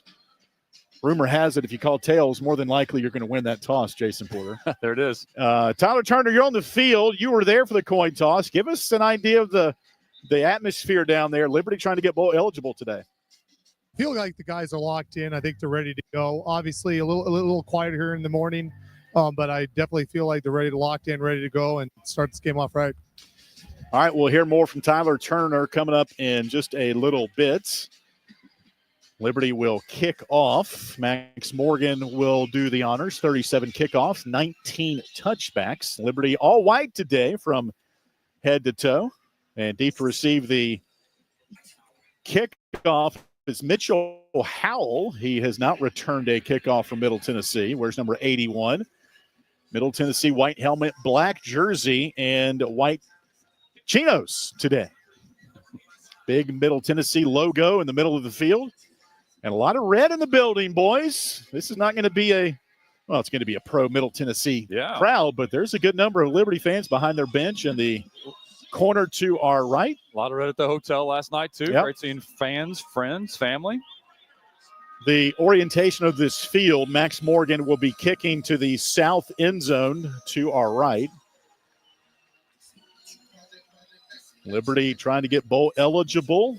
Middle Tennessee has 3 games left and 3 wins. Do the math. They've got to win out under first-year head coach Derek Mason, who replaces really a legend here, Rick Stockstill, who will go down as one of the best, if not best coaches Middle Tennessee has ever had. We're awaiting our national TV audience from CBS. And as soon as we hear that whistle, we'll be ready to go here for football in Tennessee. Just outside Nashville. Murfreesboro, about 30 miles southeast, if you will, of Nashville. Got a pretty view up here, too, AY, the mountain range in the background. Heard a couple of stories about the mountain ranges that surround this area. There's the whistle. Max Morgan ready to kick it off to our right. And here comes the run-up and the kickoff. It's going to be over in, and it's going to land up in the end zone. And actually, that was Braden Beck with the kickoff. Beck kicked off once last week against Jacksonville State. So a little wrinkle there, and a touchback for Middle Tennessee, who will start at the 25-yard line. Nicholas Vattiato, fourth-year junior from Plantation, Florida, 6'1", 205, leads the league in passing, 2,296 yards. And the tailback to his left hip, Jaden Cradle, 200-pound junior from Columbus, Georgia. He'll now flip to his right hip at the 25. Flames rush 4. Now Vattiato will throw on play 1 to the right, and a broken tackle at the 30 to midfield and into Liberty territory. Scampers Cameron Lacey, 5'8" redshirt freshman from Antioch, Tennessee, makes his 16th catch. Jerome Jolly chases him down after a broken tackle on the right sideline near the Flames bench. It was about a 6-7 yard catch to begin, and then Lacey broke a tackle and was off on the races to the Liberty 45-yard line. So do the math, a 30-yard gain on first down for Middle Tennessee. There's a snap to Vattiato, swings it to the left flat by the near side bench, and on the run is Jacale Middlebrook, their third leading rusher. He makes his 12th catch of the year. Quentin Reese on the near side on the stop. So another First Bank and Trust first down for Middle Tennessee. 2 plays, 2 throws for Vattiato. Early on, a little bit of padding here from the Flames secondary, allowing some of these wide receivers some space to catch. No score, 1 minute gone here, opening drive of the game. Nicholas Vattiato, number 11 in black, will change the play, puts out his arms left and right, and calls out a new cadence. Split backs left and right. There's the snap and a handoff, and in the backfield, and a big play by backup linebacker Ethan Crisp. Kind of dances in front of the Middle Tennessee bench. He shot the gap, and what a big play for him. He transferred from Vanderbilt just down the road. Yeah, Ethan Crisp was the one player not fooled by that play whatsoever. Met him in the backfield, tackle for loss. Great play. Middlebrook on the carry, loses 4. Second down and 14 back at the Liberty 39. No score. 13-17 to play in the first quarter. Empty backfield for Vattiato. 3 receivers right, 2 left. Hard count. There's the snap. Throws middle right through the hands of his intended target, who was not on the depth chart. That's Javante Sherman, wide receiver out of Valdosta, Georgia. So that'll fall incomplete right through his hands. And the secondary for Liberty wants more of those, AY. That was just one of those up-for-grab bingo kind of balls, but no Flames defender close. Another empty set for Vattiato. Third down and 13. for the Blue Raiders. No score. 2 minutes gone first quarter. Flames show blitz. We'll see if they're on the way. Snap back to Vadiato. Backpedals in the pocket. Steps up in the pocket. He'll go down at the 40-yard line. Couple of guys there. The first one, Chris Body, number 92 in white, will send Vadiato to the artificial turf. And a punting situation here in the first drive of the game for Middle Tennessee. Badiato was going to have to get rid of the ball early and quickly today against this Flames defensive line. Great job by Body to get in the backfield and wrap him up. Back-to-back big plays there. Grant Chadwick will punt it away. He's a freshman from Tullahoma, Tennessee. Third in the league, 43 yards per punt. End-over-end kick. Brylan Green, fair catch called for around the 10 on the near side numbers. And we will take a timeout here from Murfreesboro. 12:24 to play. First quarter, no score, Liberty and Middle Tennessee. Let's see if they take the timeout or not. Hold the phone. The red hat is on the field. You got to be more aggressive than that, red hat man. You got to get out there. You got the digital powerful guy in the stadium. You got the digital timeout. Get on out there. And all right, let's see. They will take the timeout. Come on, there you go. No score, 12:24 left in the first quarter. We'll step aside. I promise you there will not be a snap made before we come back on the Liberty Flames Sports Network from Van Wagner. Flames Nation, it's time to rock Liberty Arena. Liberty men's basketball is back.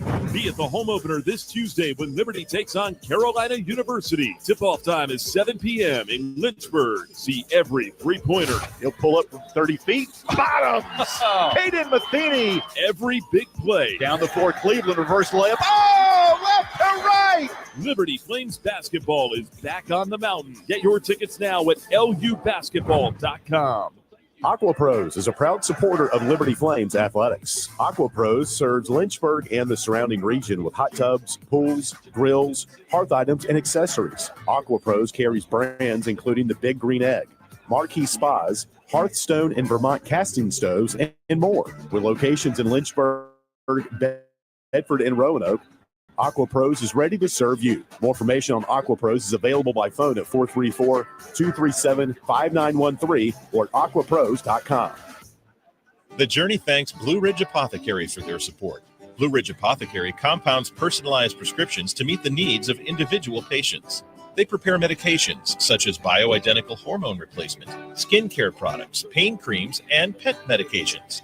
Blue Ridge Apothecary is a compounding-only pharmacy located across from Towers Mall in Roanoke and can be reached through the Journey Business Directory at myjourneyfm.com or at 540-345-6480.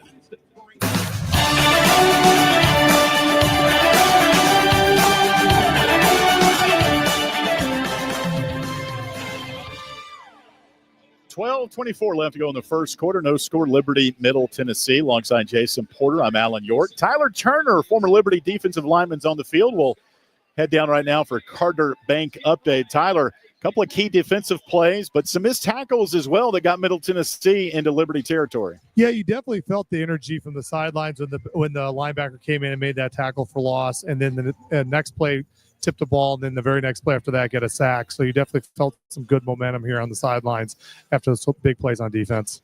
Liberty at its own 11 will come out for its first drive, moving left to right. Juju Gray is in the backfield alongside Quentin Cooley, a little offset eye to the right. Caden Salter, got to get him going here as Liberty vies for bowl eligibility. Two receivers left. Ball's on the right hash. First down snap to Salter. A little pitch to Juju Gray around the left side to the 10, 15, 20. Banged around the 25-yard line. 14-yard gain.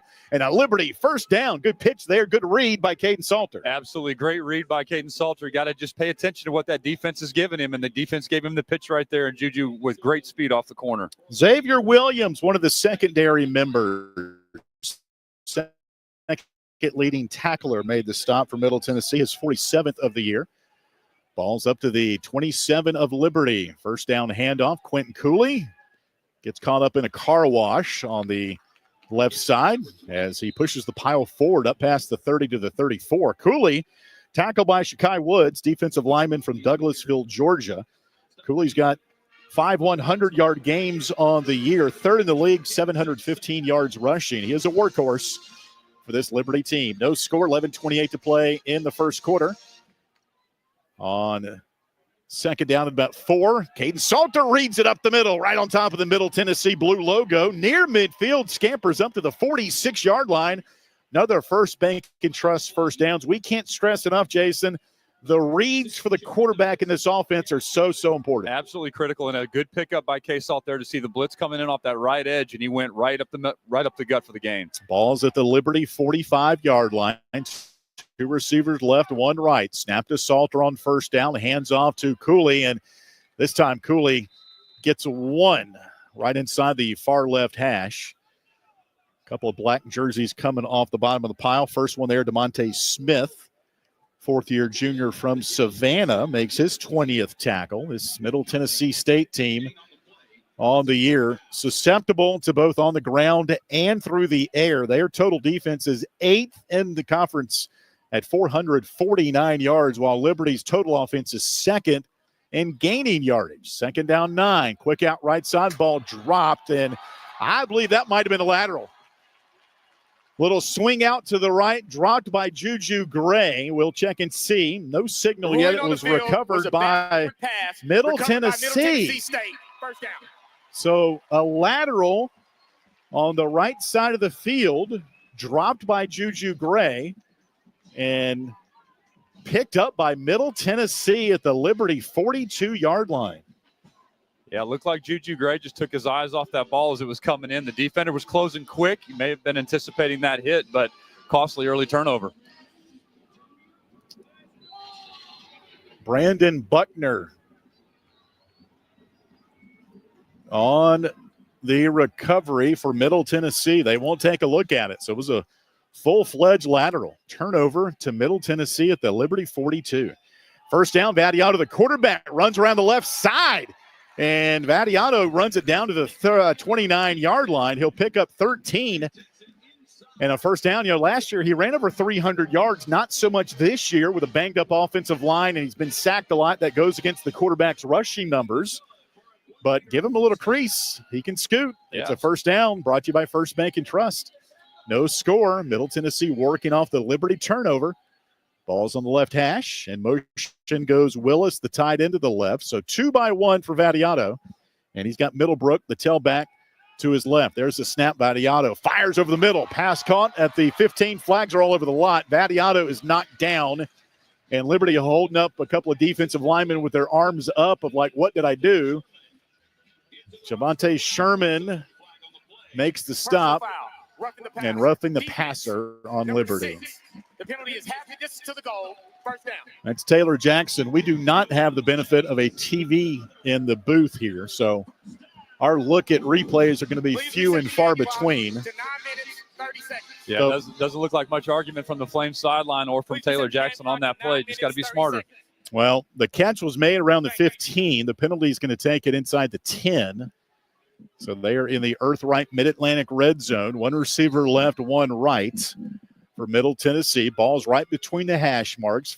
Flames have 5 defensively on the line. Vadiato under center. Gets the snap, throws fade right sideline, and overshoots his intended target, Miles Butler, who's their 3rd leading receiver. 6'2", good size, out of Montgomery, Alabama. Just a little fade on the right side. Good coverage by Marion Williams.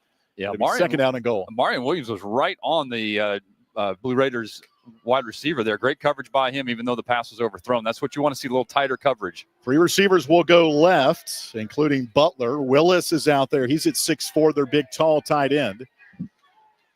And Hayes Sutton. Second down and goal at the 5. Snap to Vadiato. Blitz comes. Throws over the middle. Diving catch. And it is made. A touchdown. Hayes Sutton. Transfer from Duke. His first touchdown catch of the year, 11th of his career. And Middle Tennessee strikes first. Nice route by Sutton there. Just a little slant, wide open in the end zone for an easy 6. Zeke Rankin, 18 of 18 on the year. He's a right-footed place kicker. His 4th year as the primary kicker for Middle Tennessee. Kicking towards the south end zone to the left. The long snapper is Brody Butler. The holder is the punter, Grant Chadwick. Snap spirals back. The ball is put down. The kick is through the pipes, and it is good. Timeout on the field with 9:16 left in the first quarter. Middle Tennessee 7, Liberty nothing. This is Flames football from Van Wagner. The Journey thanks C12 for their support. C12 is a network of Christian business owners and top executives. They're committed to building high-performance businesses as platforms to positively impact the world around them. With faith as the foundation, C12 members meet in exclusive confidential peer groups to dig into challenges, seize opportunities, and develop strategic plans. C12 can be reached in the business directory at myjourneyfm.com and at c12virginia.com.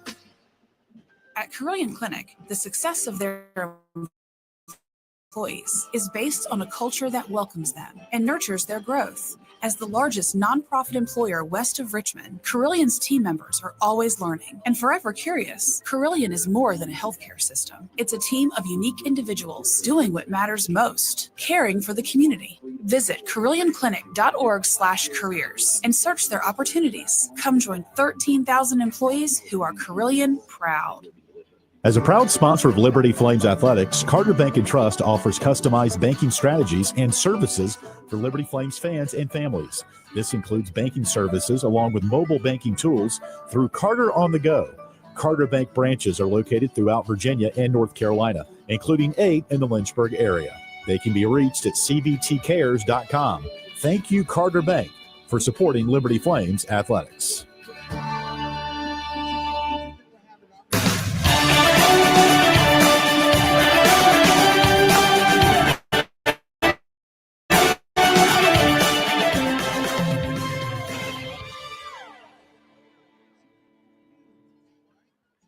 Nothing Middle Tennessee. I'm Alan York alongside Jason Porter, Tyler Turner on our Carter Bank sideline today.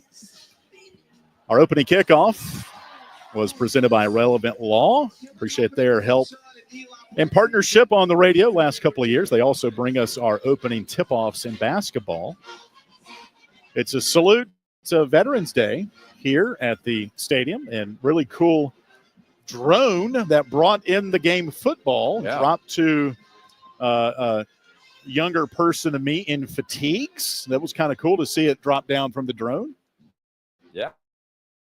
A really great way to open the ball game, and once again honor our men and women who serve. Thankful for their service. 7-0 Middle Tennessee, capping off a 3-play 42-yard drive. Hayes Sutton, a 6-yard touchdown catch. Zach Benedict will kick off. 24 on the season, 6 touchbacks. Kylan Austin, a Corey Jones deep to receive. This kick will be short and returnable for the Flames. Actually, it's Juju Gray, number 1 in white. Gets around the left side to the 10, 15, 20, 25, 30. Good return for Juju Gray, who looks to be back to full speed. There is a flag out, though, back at the 15-yard line. Marion Bailey had the tackle. The referee today out of Conference USA is Rory Bernard. We'll hear from him in a minute.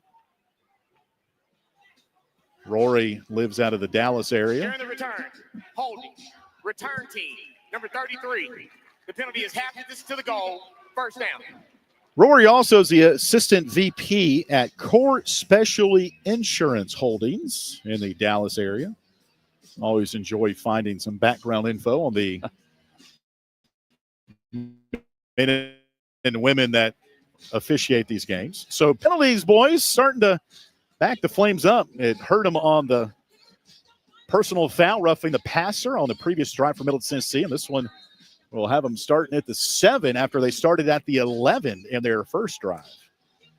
Caden Salter, number 7 in whites, will get this first down snap, play action, throws out left side. Elijah Canyon, the catch made it to 15, stumbles his way up around the 18-19. It'll be a gain of 11 for Canyon, who tied his career high with 5 catches last week. Stop made by the Flames bench by Marvay Myers. First Bank and Trust first down for Liberty. Gets him a little bit of room now on the left hash up to the Flames 17. In motion goes Tyson Mobley. Little option at play. Salter, another keeper.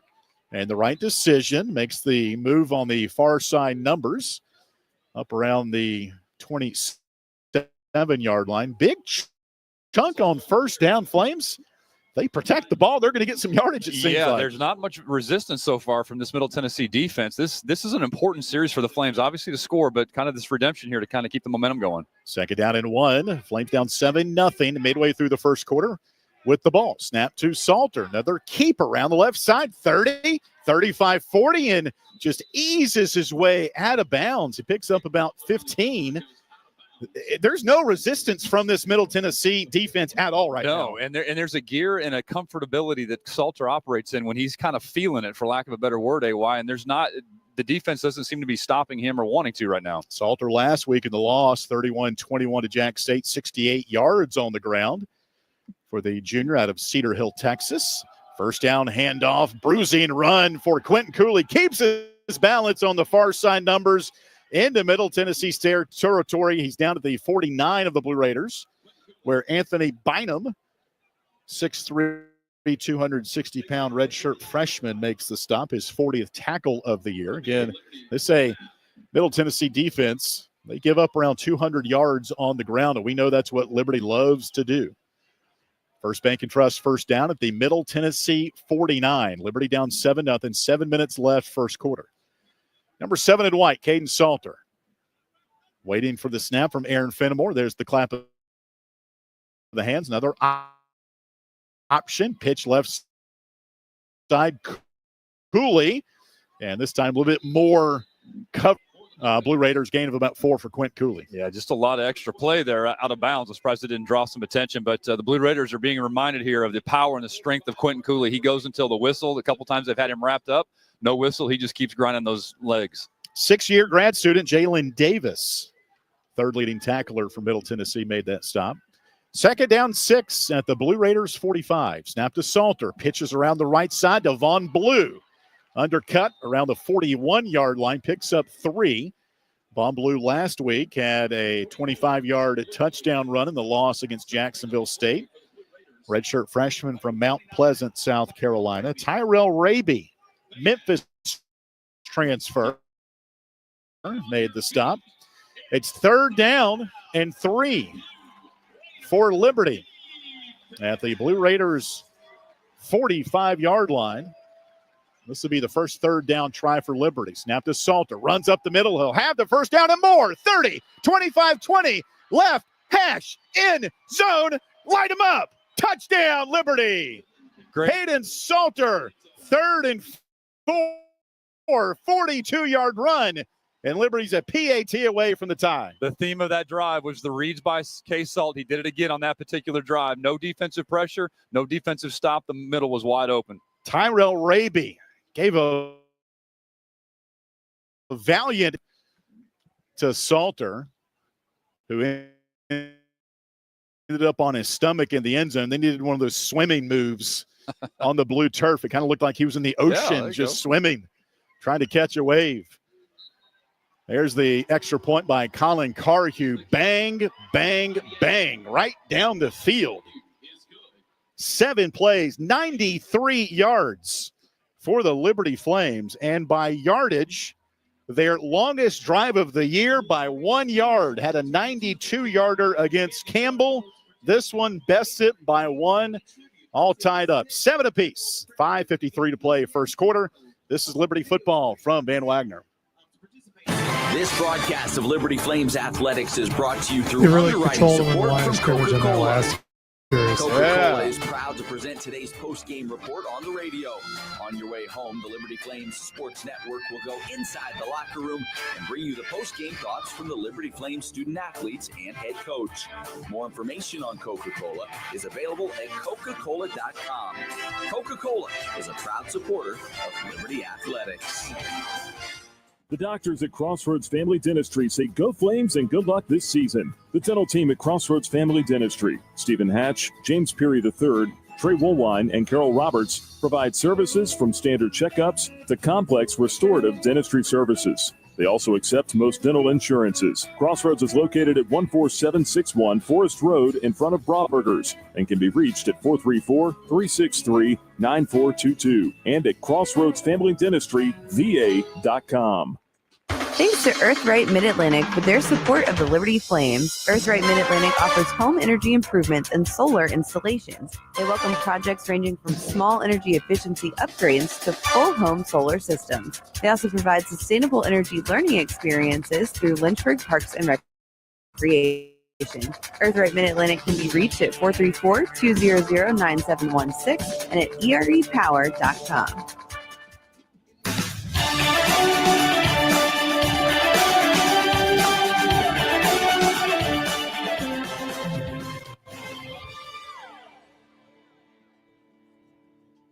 .53 left, first quarter. Caden Salter, 41-yard run for a touchdown. And the Liberty has tied it up here. Flames a season-long 93-yard drive, 7 plays. Tyler Turner, those offensive linemen down there, they're paving some road, aren't they? Yes, they really are controlling the line of scrimmage on that last series when it was that 3rd and short. I'm like, just run right at him, and that draw was a perfect play. Took it to the house. It was a great job of the offensive line setting the line of scrimmage on that last series. All right, Braden Beck, senior from Carrollton, Texas. He had 11 kickoffs in his career before today. He's a senior. He's kicking off today for Liberty. First one went for a touchback. This one bangs it end over end. Another touchback. And Braden Beck will force a touchback for Middle Tennessee. Yeah, really strong drive. Caden Salter, when he's locked in like he has been so far outside of that pass that was dropped and recovered on a lateral, he's been making the right reads here today. Yeah, and that's what the key to this ball game is going to be tonight, is to see what the defense is giving him. And so far, the Blue Raiders have allowed him to kind of have his way defensively or offensively. All right, you give Vattiato a short field, he'll show you what he can do with it. Now he's got a little bit longer field at the 25. Little handoff in the backfield. Chris Body slows up that progression, and here comes the cavalry. They've got it back inside the 15-yard line. They'll stop him dead at the 20. 5-yard loss. Jerome Jolly, Quentin Reese was there on that play that was dead to rights right from the handoff. Tackle by absolute committee from the defensive line. We talked about the different starting lineups for the offensive line here for Middle Tennessee. This may be starting to see some of this again. Jaden Cradle had the carry that time. He wears number 22. Number 32, Jaquel Middlebrook, their second leading rusher. Have to watch out for that second number on the jersey. Caleb's got his work cut out today, but he's off to a good start. Snap to Vattiato. The right read near side to Cradle. Just runs right over, and a big collision. Was that Dexter or Quentin Reese? Dexter. Dexter, he hung in there, but, man, I think Dex took the brunt of that tackle, but he made the tackle. Slowed him up enough, He sure did. 5-yard gain back, so it's now 3rd and 10. 7-7 game, 4:40 left to go in the first quarter. I'm sweating up here, boys. This game has had some action in it so far. Cradle, number 22 to the right of Vattiato. 3rd and 10 from the Blue Raider 25. Snap back to number 11. Throws near side. Comeback route. Stop made by Ricks at the 34. Let's see where they stop him. It'll be a yard short of the yard to gain. Javante Sherman again, number 13 in black, was not on our depth chart or anyone that was produced, but you can make sure we've got him written down now. That's his second catch of the game, and Middle Tennessee is going to punt it on 4th and 1 from the 35. There was a whole committee of MTSU folks down there trying to Jones for the first down, but to no avail. So Sherman a yard shy. It's 4th and 1. Grant Chadwick will punt it to Brylan Green. Here's the snap and the kick. Wobbly spiral. Clips the upper deck. And a flag is out. Blue Raiders did not allow Brylan Green room to make that catch. They didn't really collide with him, but you have to give him some room to make the grab. The halo rule was kicked out years back. Kicking team, number 27. 15-yard penalty from the spot of the foul. First down. Media timeout. So we'll take a timeout. Liberty gets the advantage of the kick-catching interference. And we'll take a timeout. 7-7 game, 3:36 left in the first half. First quarter, pardon me. This is Liberty Football from Van Wagner. Liberty Athletics thanks 11 West for their support of the Liberty Flame Sports Network from Van Wagner. 11 West offers screen printing, embroidery, promotional products, and flat printing. 11 West graphic design team creates custom apparel and promotional products. More information can be found online at 11west.com, by phone at 540-639-9319, or at their location in the New River Valley at 659 New River Road in Radford. We thank First Bank and Trust for its support of Liberty Flames athletics. First Bank and Trust addresses the financial needs of the community through agriculture, business, personal, and mortgage lending. They offer checking and all their financial services at 2 branches in Lynchburg and more than 30 locations in Virginia, Tennessee, and North Carolina. First Bank and Trust can be reached at firstbank.com. Member FDIC, equal housing lender.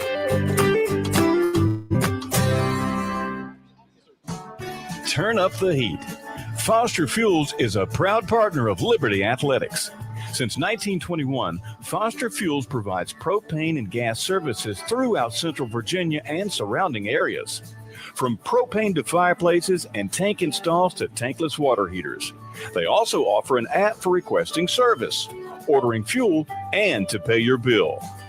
Foster Fuels can be reached at fosterfuels.com.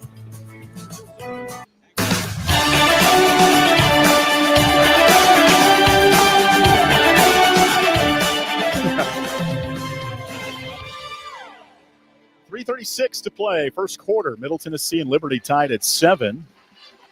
Alan York here and our crew at Floyd Stadium. Our broadcast is presented in part by Patel and Dalrymple, serving the greater Lynchburg area with comprehensive estate planning services. More information is available at pdlaw.us. All right, after the punt and the penalty, kick-catching interference, Liberty really good field position at its own 44-yard line. Caden Salter, number 7 in white, has Vaughn Blue behind him. Quentin Cooley to his left. First down handoff. Quentin Cooley following, dare we call Vaughn Blue the fullback? Yeah. Up the middle, and a gain of 4. Tackle made at the 47-yard line by Parker Hughes, the leading tackler from Middle Tennessee coming in. Vaughn Blue was headhunting, wasn't he, AY? Yep. He was going through that line looking for somebody to put a helmet on and picked up a couple extra yards for Cooley coming behind him. Ball's marked on the right hash at the 48 of Liberty. Game tied at 7. 3:10 left, first quarter. One receiver each way, tight end left. Second down, handoff. Quentin Cooley, a spin move up the middle. Pirouettes his way down to the Middle Tennessee 43-yard line. Hughes there, also Jared Douglas to help him out on the stop. Nice move there by Quentin Cooley. Spins away from his first tackler attempt and picks up about 6 and a First Bank and Trust first down. Yeah, nice little extra piece of running there by Cooley. Really just having a great first quarter here and starts the ball game. Liberty 136 yards of offense in this first quarter, mainly on the ground. Quentin Cooley behind Caden Salter. Juju Gray goes in motion. First down play, a little high pitch. It's tipped, and it's going to be recovered in bounds, I believe. No signal yet. There was an option pitch to the right. It was tipped off the hands of Juju Gray up in the air, and a black-cladded defensive guy for the Blue Raiders tried to tippy-toe the sideline before it went out of bounds. The backwards pass, muffed by Liberty, recovery by Middle Tennessee State with 1 foot in bounds. First down, Middle Tennessee State. That's the second time Caden Salter and Juju Gray have been involved in a turnover. I'm not saying it's the personnel grouping. It just is what it is. But that was not a great decision by Caden. He tossed that one in severe traffic. Yeah, that's where that defender, been talking about this, the defender came up and made Caden make a decision, and instead of just sliding maybe and taking a hit, he tried to sort of pitch that and almost like a block shot in basketball. Nice job by the Middle Tennessee defender. It's a fumble recovered by Middle Tennessee State. Previous plays under further review. So now they'll take a look to see if Middle Tennessee gained possession going out of bounds. Yeah, I think that's the only thing to look at here because it was pretty obvious they knocked it down, and MTSU did indeed come up with the football. It was just whether or not they got a foot in bounds. So let's recreate the play again. It was just inside the right hash on the snap. It was an option play to the right. Basically, the quarterback, Caden Salter, had Juju Gray kind of diagonally behind him, and it was run to the quasi-short end of the field, which prevents your option angles. It just cuts it off. And there was a pitch. The ball was tipped in the air by Muaz Byard, number 52 for Middle Tennessee. And it hit up in the air. We're watching a replay here. And there's a replay on the video board, but one of the sponsor screens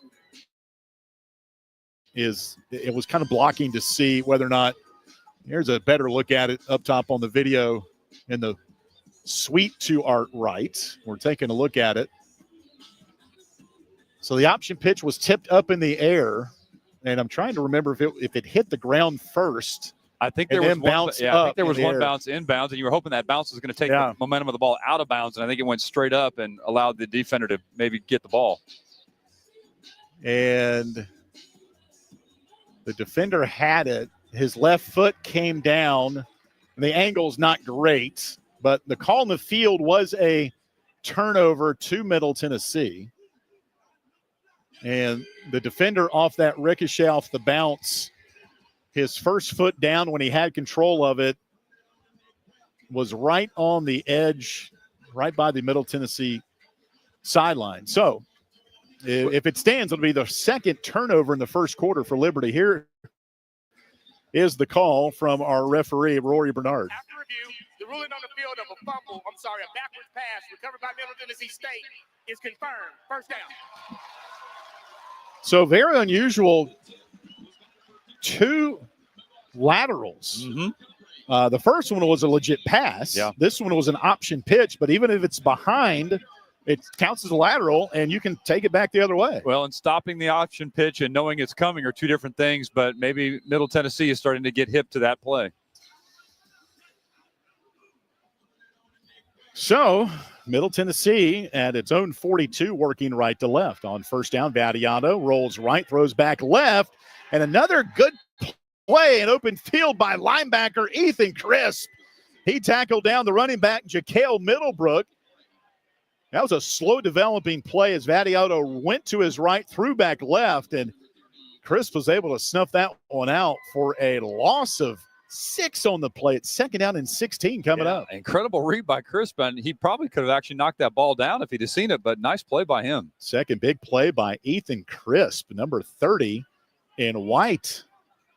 Second down and 16 back at the Middle Tennessee 36. Game tied at 7, 1:44 left in the first. Flame show blitz, throw right side. Nice catch made on the right hash by Butler, and he picks up about 5 of that missed play a minute ago. It's going to be third down, about 11. Stop made by Corey Jones, junior from Macon, Georgia, with the stop, who is, I think, really starting to kind of come into his own the last 4 or 5 games. All right, third down 10 for Middle Tennessee. Ball's now back at the original line of scrimmage of the 42. Double stack receivers each way. For Vadiano, number 11 in black. He'll pause. He'll peer to the near side. New play being signaled in by about 4 guys down below. Still double stack receivers, third and 10. 4-man rush on the snap. Vadiano in the pocket will down and sacked at the 38. The defensive coaches going bananas in their red pullovers across the way. CJ Bazell, preseason Conference USA Player of the Year, will get the credit with a sack. And that's the second sack-ending play on a drive for Middle Tennessee on their offense. Just a great job by Liberty's defensive line getting that penetration in there, not even having to hurry Vadiano up, but just getting to him for the sack. So the first turnover goes for points. The second one, at least right now, will not. There's the snap back to Chadwick, the punter, and gets a booming kick. That clears the light stanchions. And Brylan Green backpedals in between the hashes at the 14. for the touchback. We'll stay right here on our coverage. And Liberty at the 15 will start the drive. Now, if Liberty runs downhill between the tackles, they've been okay. Little laterals, not all of them, but a couple of them have gone for turnovers. So we'll see how the game plan changes. The coaches are right next to us. Now, we've got pages taped up on the window, but they've got the complete booth taped up with white towels that they brought on the bus, not from the hotel. So, Marriott, don't worry about it. First down 10 from the 15. Snap to Salter. Hands off up the middle and dragging in a couple of tacklers on the far side hash up to the 20. Gain of 6. And that was James Joyner getting the carry. Just his 4th of the year. Will take us to the end of the first quarter here in Murfreesboro. 7-7. Stop made by Amarian Bailey, linebacker from Jackson, Mississippi. We'll take a timeout. Our first and second quarter break brought to you by the Good Feet Store. 7-7 ball game. Liberty ball when we come back from Van Wagner. Frank Good Builders is a proud supporter of the Liberty Flames. Frank Good Builders and its partners design, build, and renovate custom homes in Lynchburg and the surrounding areas. From designing a plan to picking out fixtures, Frank Good Builders works with each client to create and renovate custom dream homes. Frank Good Builder, tradition, innovation, trust. Frank Good Builders can be reached at 434-238-3710 or visit frankgoodbuilders.com. Liberty Athletics thanks Frank Good Builders for their support of the Liberty Flame Sports Network from Van Wagner. The Journey thanks Gentle Shepherd Hospice for their support. Gentle Shepherd provides Christ-centered hospice care in Southwest and Central Virginia. Their dedicated team of registered nurses, social workers, chaplains, and volunteers partner with physicians to meet patients' medical, emotional, and spiritual needs. Since 1994, the mission of Gentle Shepherd Hospice is to provide comfort, increase quality of life, and most importantly, inspire hope. They can be reached at gentleshepherdhospice.com or through the business directory at myjourneyfm.com. Flames Nation, it's time to rock Liberty Arena. Liberty men's basketball is back. Be at the home opener this Tuesday when Liberty takes on Carolina University. Tip-off time is 7 p.m. in Lynchburg. See every three-pointer. He'll pull up from 30 feet. Bottoms. Caden Matheny. Every big play. Down the floor, Cleveland, reverse layup. Oh, left to right. Liberty Flames basketball is back on the mountain. Get your tickets now at lubasketball.com.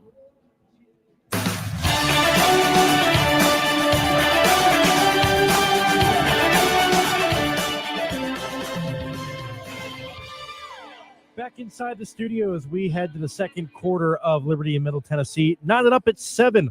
Liberty with possession after the punt from Middle Tennessee.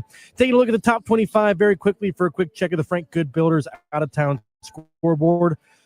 2 shutouts and 1 upset in the top 25. Number 2, Ohio State ahead 21-0 over Purdue. Number 5, Texas, 35-0 over Florida at the half. But number 4, Miami, they're undefeated on the season. They trail 14-10 to Georgia Tech at halftime. Back to you, Alan. All right, thanks a lot, Jason. Out-of-town scores brought to you by Frank Good Builders. Or for you random Miami fans that might be stumbling upon our Liberty radio broadcast, never fear. Duke was up by a couple of scores in Miami last week, and they boat raced the Blue Devils in the second half. They scored like 50 on him in like a 10-minute span. Still a tight game between the Yellow Jackets and the Hurricanes. The CFP Top 25 came out, their first poll on Tuesday. Boy, how exciting is that new playoff alignment, though, AY? That's going to be just a lot of fun in the next few weeks and moving forward in college football.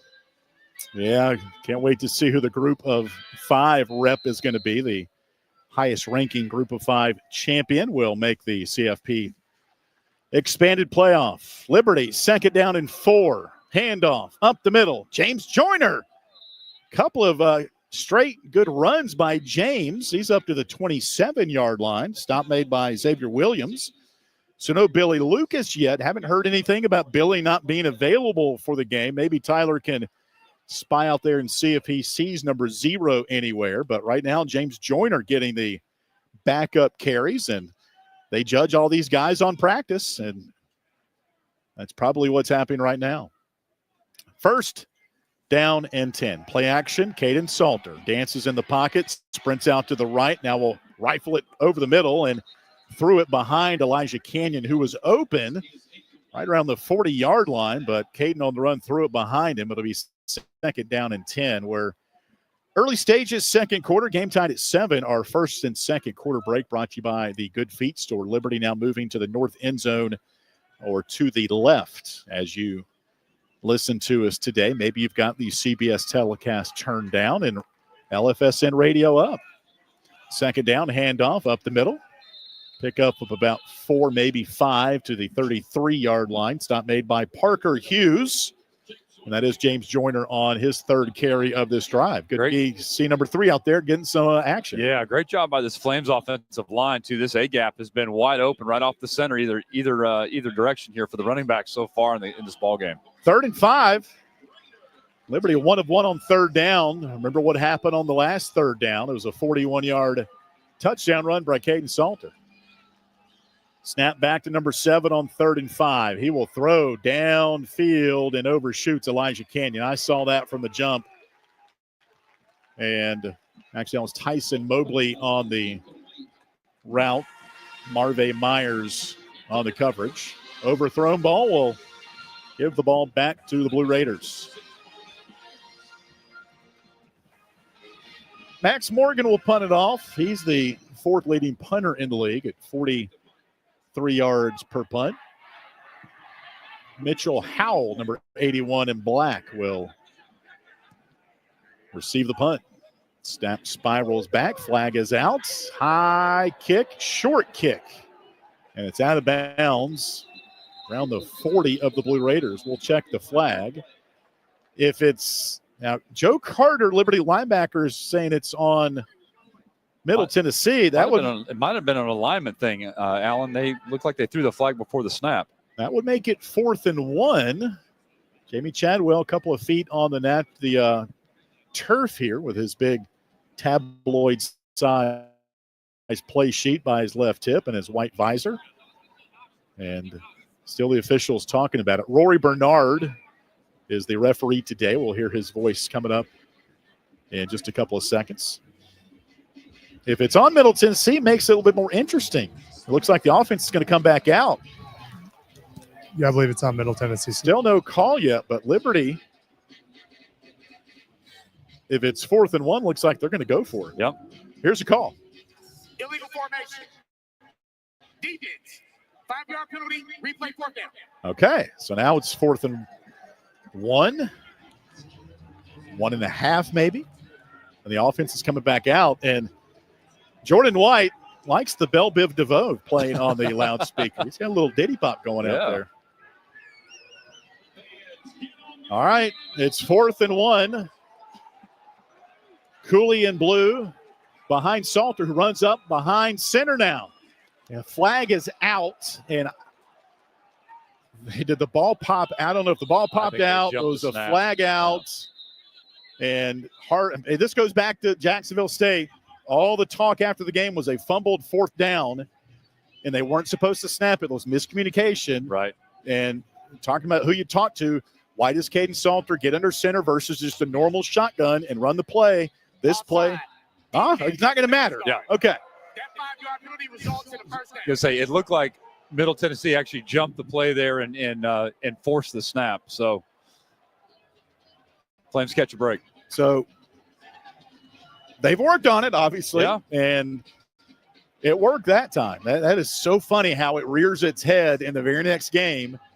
That was not quite as dire a situation, but 2 penalties on Middle Tennessee is going to give Liberty the ball and a first down as they keep the ball. Snap on first down to Salter. Throw near side. Catch made above his helmet by Jacob Jenkins. He pulls it in for his 6th catch of the year, junior from Hoover, Alabama. Jalen Davis had the coverage into Middle Tennessee territory. Deep ball. Almost. It's at the 50. Yeah, deep ball hasn't been there quite so much for the Flames. So these little short routes are gaining some good yardage. 7-7 ball game, 12:53 to play first half. Second down and 3 for the Flames at midfield. Snap to Salter. Hands off to Quentin Cooley. Runs down to around the 47-yard line. Gain of a couple. Tackle made by Brandon Buckner, one of the defensive linemen from Charlotte, transferred out of Oregon. It'll be a Liberty first down, brought to you by First Bank.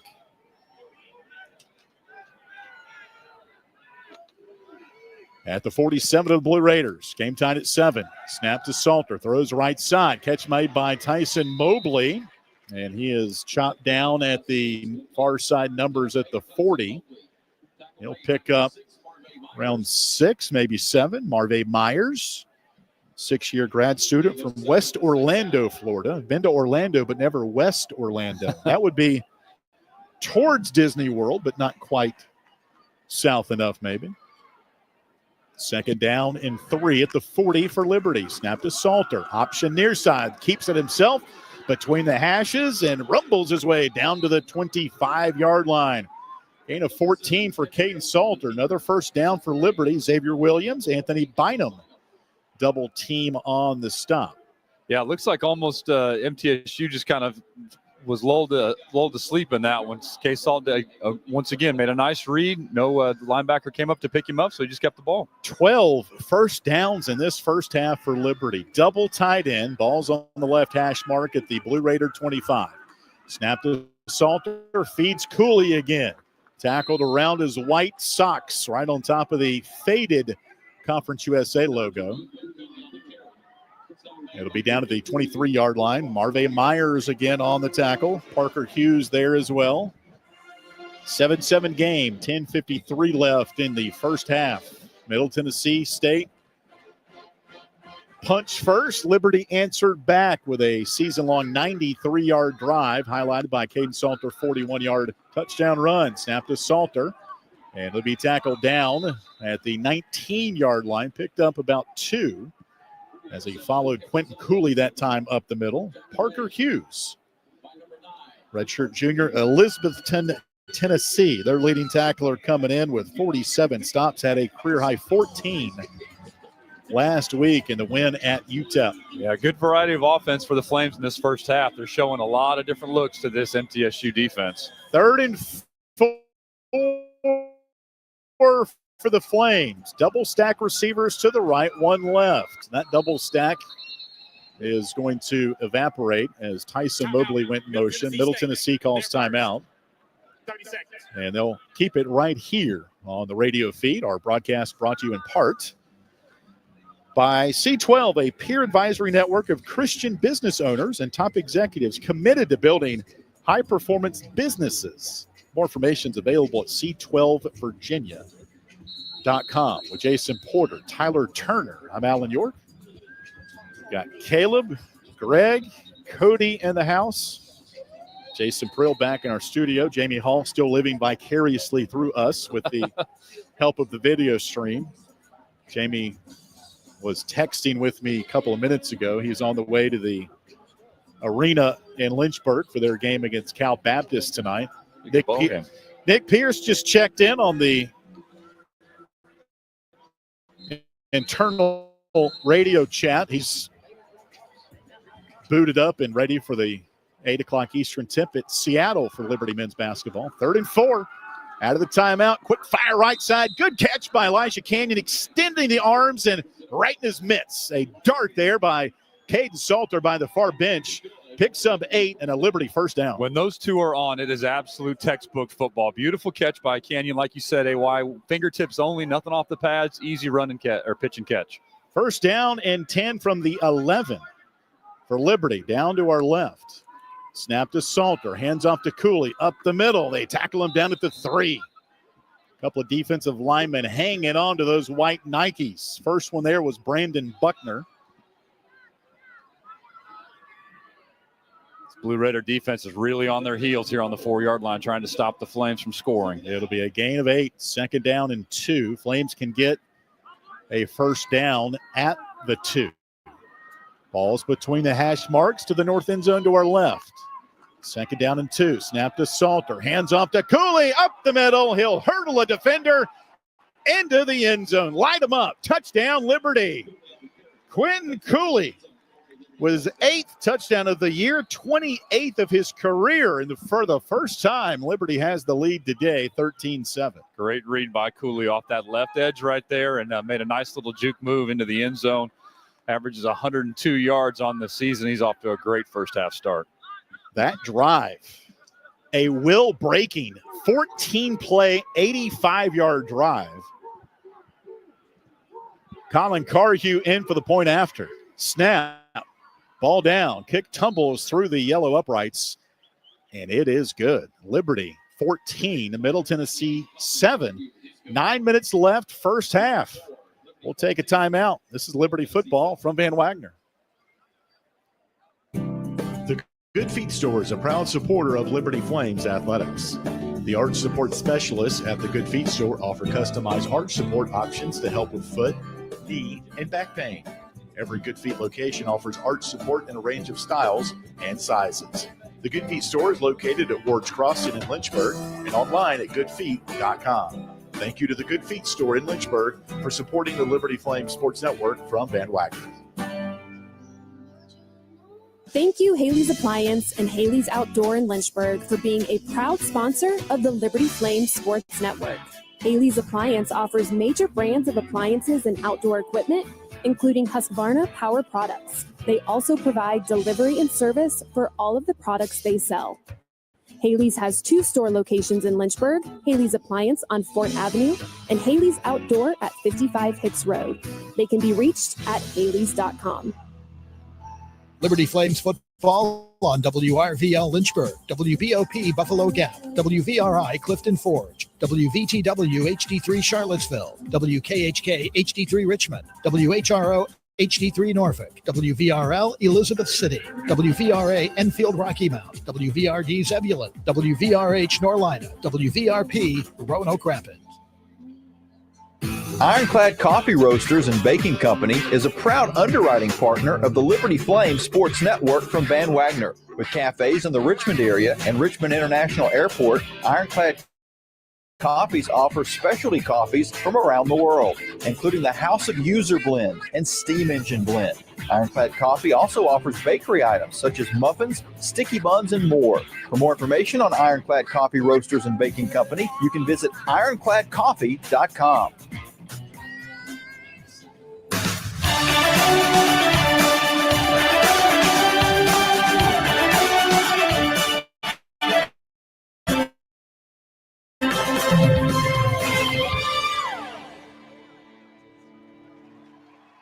Yard, a touchdown run for Quentin Cooley. 14 plays, 85 yards.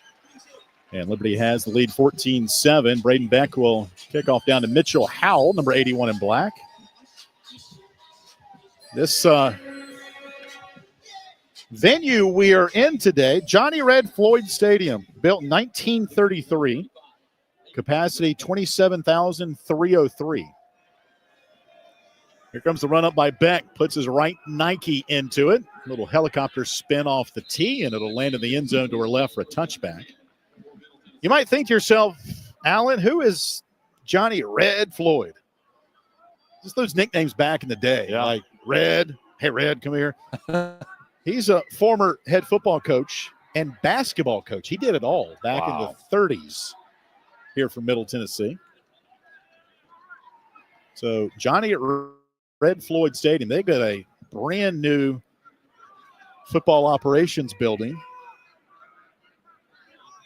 that they are going to debut opening next year, 85,000 square feet, 3 stories. We got the rundown from Chip Walters, the radio voice of Middle Tennessee. See the construction right here. It's massive. First down, Vadiano out of the pocket, runs up the middle. Now we'll throw it just before the line of scrimmage. Picks up 5 right over the middle. I'm not sure if the running back Cradle was expecting it, but he made the catch. A little Joe Carter, the tackle. Kind of shuttle pass there. Vadiano just trying to get something out of nothing. Yep. It's like a hot potato. Like, here, Jason, you take it. I don't want it. Like a Patrick Mahomes play. Hey, ooh, that's exactly right. That's a better description than what I just gave. I'll do the color for the next play, Jason. Snap back to Vadiano, second down. Throws a rifle over the middle, incomplete. And Corey Jones had the coverage of Hayes Sutton, who caught the Middle Tennessee touchdown. Blue Raider offense is looking out of sync right now, not really on the same page. And again, it's coming back to this defensive line. We've talked about it. Tyler talked about it during the pregame too. They're really getting some penetration. So backups in there now. Brenton Williams, Donovan Dozier. You can hear the Liberty coaches to our left yelling out the window. 3 receivers left. 3rd down 5 at the Middle Tennessee 30. Flames show blitz. They're on the way. It's picked up. Rolling right, Vattiato has room to run. 30. And spins his way of a tackle past the 35. He'll have the first down. He picked up 7, needed 5. Joe Carter, credit for knocking him into a helicopter spin. And first down for Middle Tennessee, just their 5th of the ball game. Liberty's got 13 by comparison.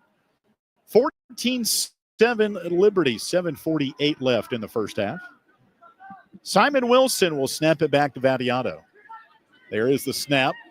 He's going to hand off to Cradle going left, and the Flames defensive line just pushing the zone blocking to the right, cutting off the lane for Cradle to be a gain of about 1.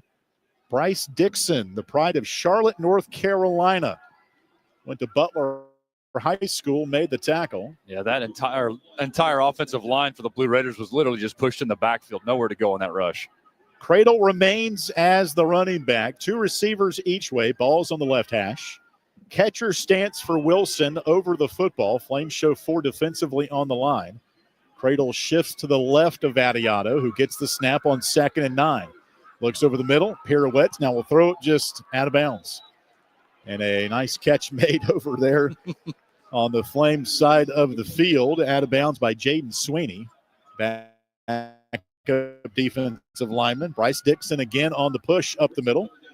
It'll be 3rd down and long for Vattiato. On the year, Middle Tennessee, 99th in the country converting on 3rd down, just 37%. Flames 2nd in Conference USA, number 37 in the country. Defending on 3rd down, just 34%. 3rd and 9 from the 37. Empty backfield, Vattiato gets the snap. Flames stunt over the middle through the hands of a wide open Javonte Sherman on a crossing pattern. Should have reeled that one in. He puts his palms and slams them onto the artificial turf. And 4th down coming up. That should have been a first down conversion for Middle Tennessee. Definitely should have. That was one of the lone bright spots in that drive potentially from Vattiato and the Blue Raiders, just not able to pull it in. So the 3rd straight punt for Middle Tennessee after their touchdown drive. Liberty's defense has started to figure this one out here, at least in the first half. Chadwick, a missile. Rylan Green lets it bounce to the 5, and it deads right there at the 4. Man, what a punt by Chadwick. And Rylan Green did the right thing. If it's inside that 5, you, Peter, get out of the way. That's right. Nice job disguising it, though, too, looking like he was going to make a play, and he just ducked out of the bounds. And it stuck there at the 3-yard line. Liberty will have it when we come back to Murfreesboro, Tennessee. 14-7 Liberty, 6:40 left in the first quarter. This is Liberty Football from Van Wagner.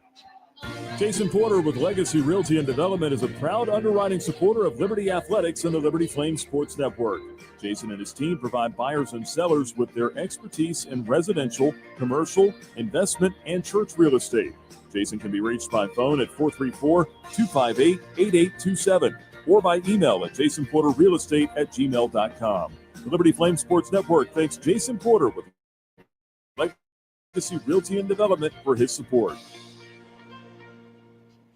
This broadcast of Liberty Flames Athletics is brought to you through underwriting support from Larry's Tire and Auto Repair. They offer complete auto service, including tires, preventive maintenance, and more. Larry's Tire carries all major brands and is open from 8 a.m. to 5 p.m. Monday through Friday. Larry's Tire has 2 locations in Lynchburg and at Able Tire in Concord, and a new service center coming soon in Forest. More information on Larry's Tire is available at larrystireservice.com.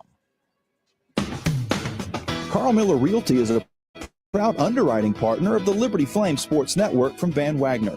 The Carl Miller Realty team helps simplify the process of buying or selling residential and investment property. The Carl Miller team helps clients make informed housing decisions and offer support throughout the entire buying or selling process. Carl Miller and his team can be reached at carlmillerrealty.com.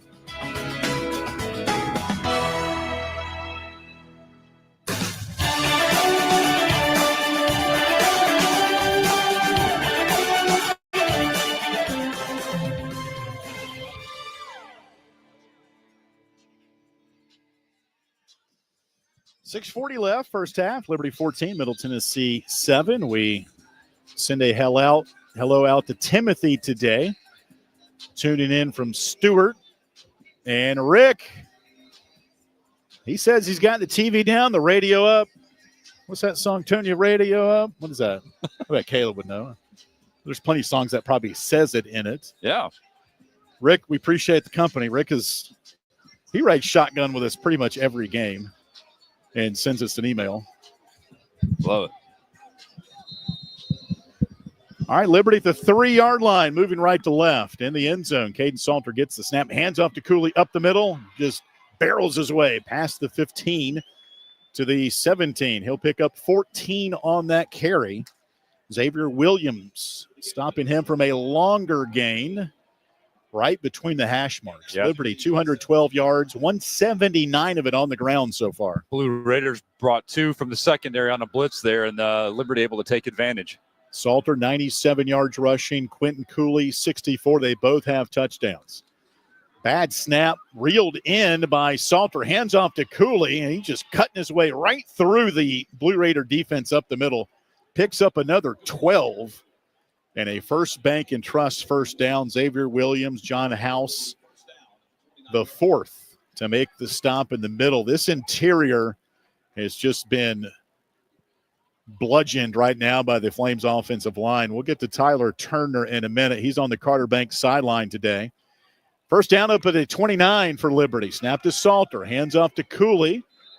Not much doing that time as the defensive line pressures Cooley. James Stewart on the stop. So that line down there, Tyler, really is continuing to open up some holes. Yeah, so you have to love on both sides of the line of scrimmage how Liberty's getting off the ball, and they're just pushing them back on the offensive line, and then when they're on defense, they're really caving in on the quarterback. So you really have to like how the offensive and defensive line are playing. Snap to Salter on 2nd and 9. Designed to run up the middle, and he's not going anywhere. They try to slam him down. The whistle's out.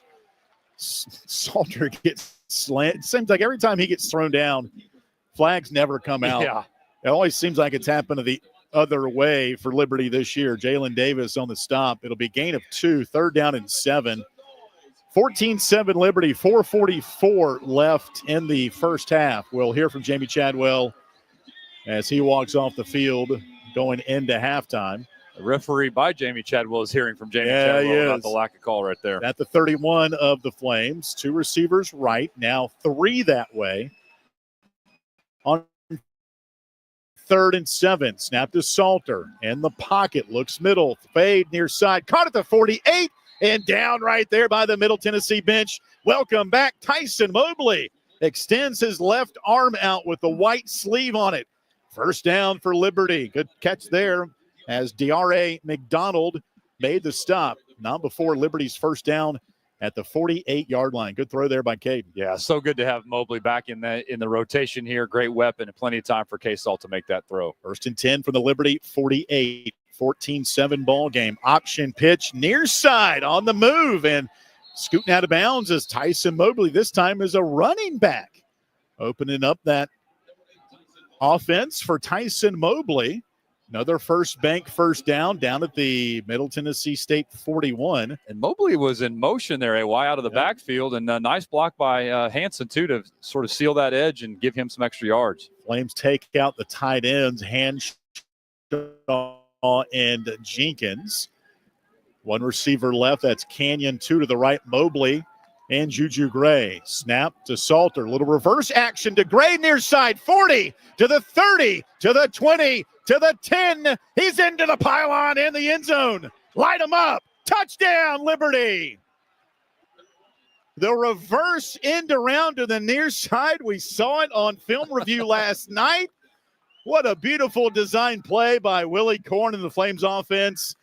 And a touchdown for Juju Gray. The first of his career. And following the lead block of Quentin Cooley. How about that escort into the north end zone? Lots of smoke and mirrors on that play, but at the end of the day, Juju Gray down the sideline with that blazing speed. Easy 6. Colin Carhew in for the point after. There's the good snap. Kick on the way. Floats up, and it's no good.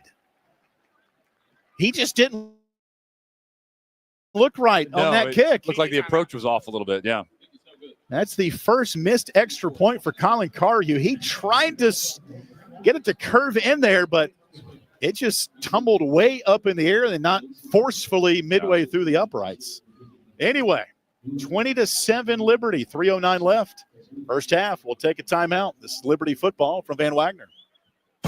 The countdown to kickoff is on. Whether you're a lifelong Flames fan or just jumping on the bandwagon, be early, be loud, and wear red.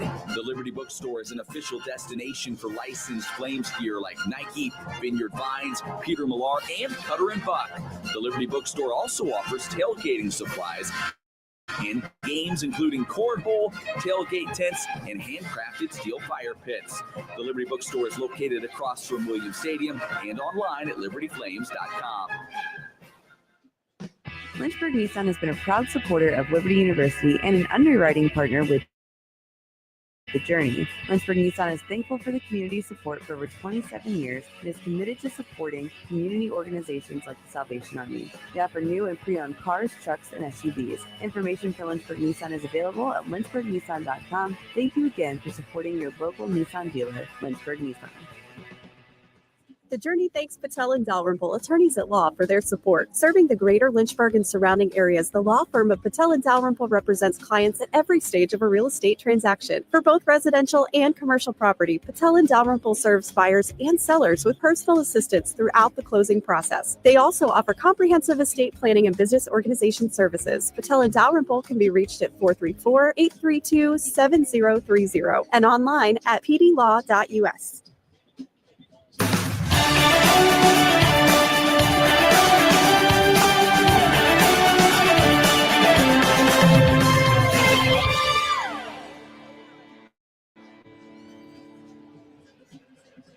Middle Tennessee, 3:09 left. A shout out today. Doug Powers says hello on YouTube.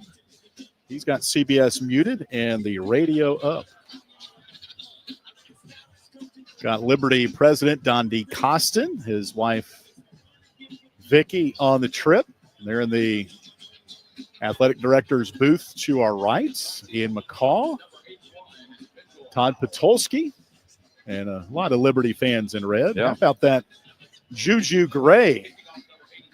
Little orbit sweep reverse to the left. And 41 yards into the end zone. Caden Salter also a 41-yard touchdown run. That drive, 96 yards. Here's the kickoff by Braden Beck. Returnable for Howell at the 5. Near hash 10 to the 15 to the 20.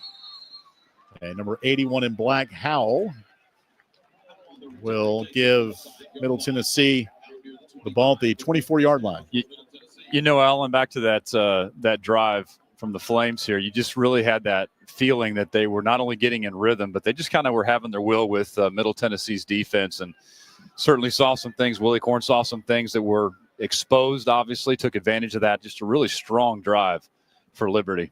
Nicholas Vadiano, the Middle Tennessee quarterback, 8 of 13, 68 yards. He's been sacked a couple of times as well.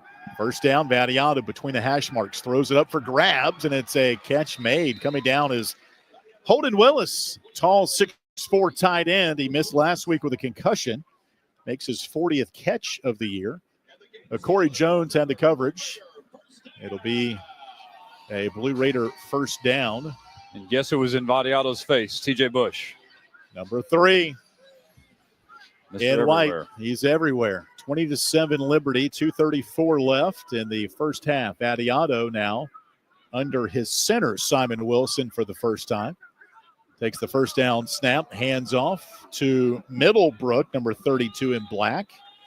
Picks up 6 right behind his left guard, Mateo Guevara. Middle Tennessee offensive line that's been banged up a little bit. They've got 8 different starting lineups in 9 games coming in. Back up end, Bryson Jennings made the stop. Bryson's father, Brian, played at Virginia Tech. And his uncle, Butch, and we all know Rashad, played at Liberty. Rashad obviously also made a name for himself in the NFL and Dancing with the Stars. Timeout on the field. Let's just stay right here. Let the fans know that today's radio broadcast of Liberty Football is presented in part by Blue Ridge Apothecary. Using compounds, medication to help alleviate sickness for people and pets.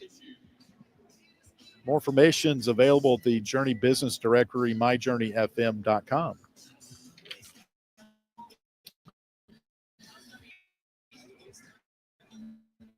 All right, 20-7 Liberty. Middle Tennessee State went first with a touchdown by Hayes Sutton after a return. Was also back after the 31-yard.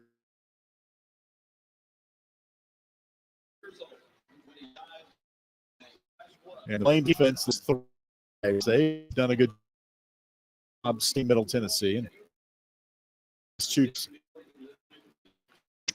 the drive to 93 yards, 85 yards.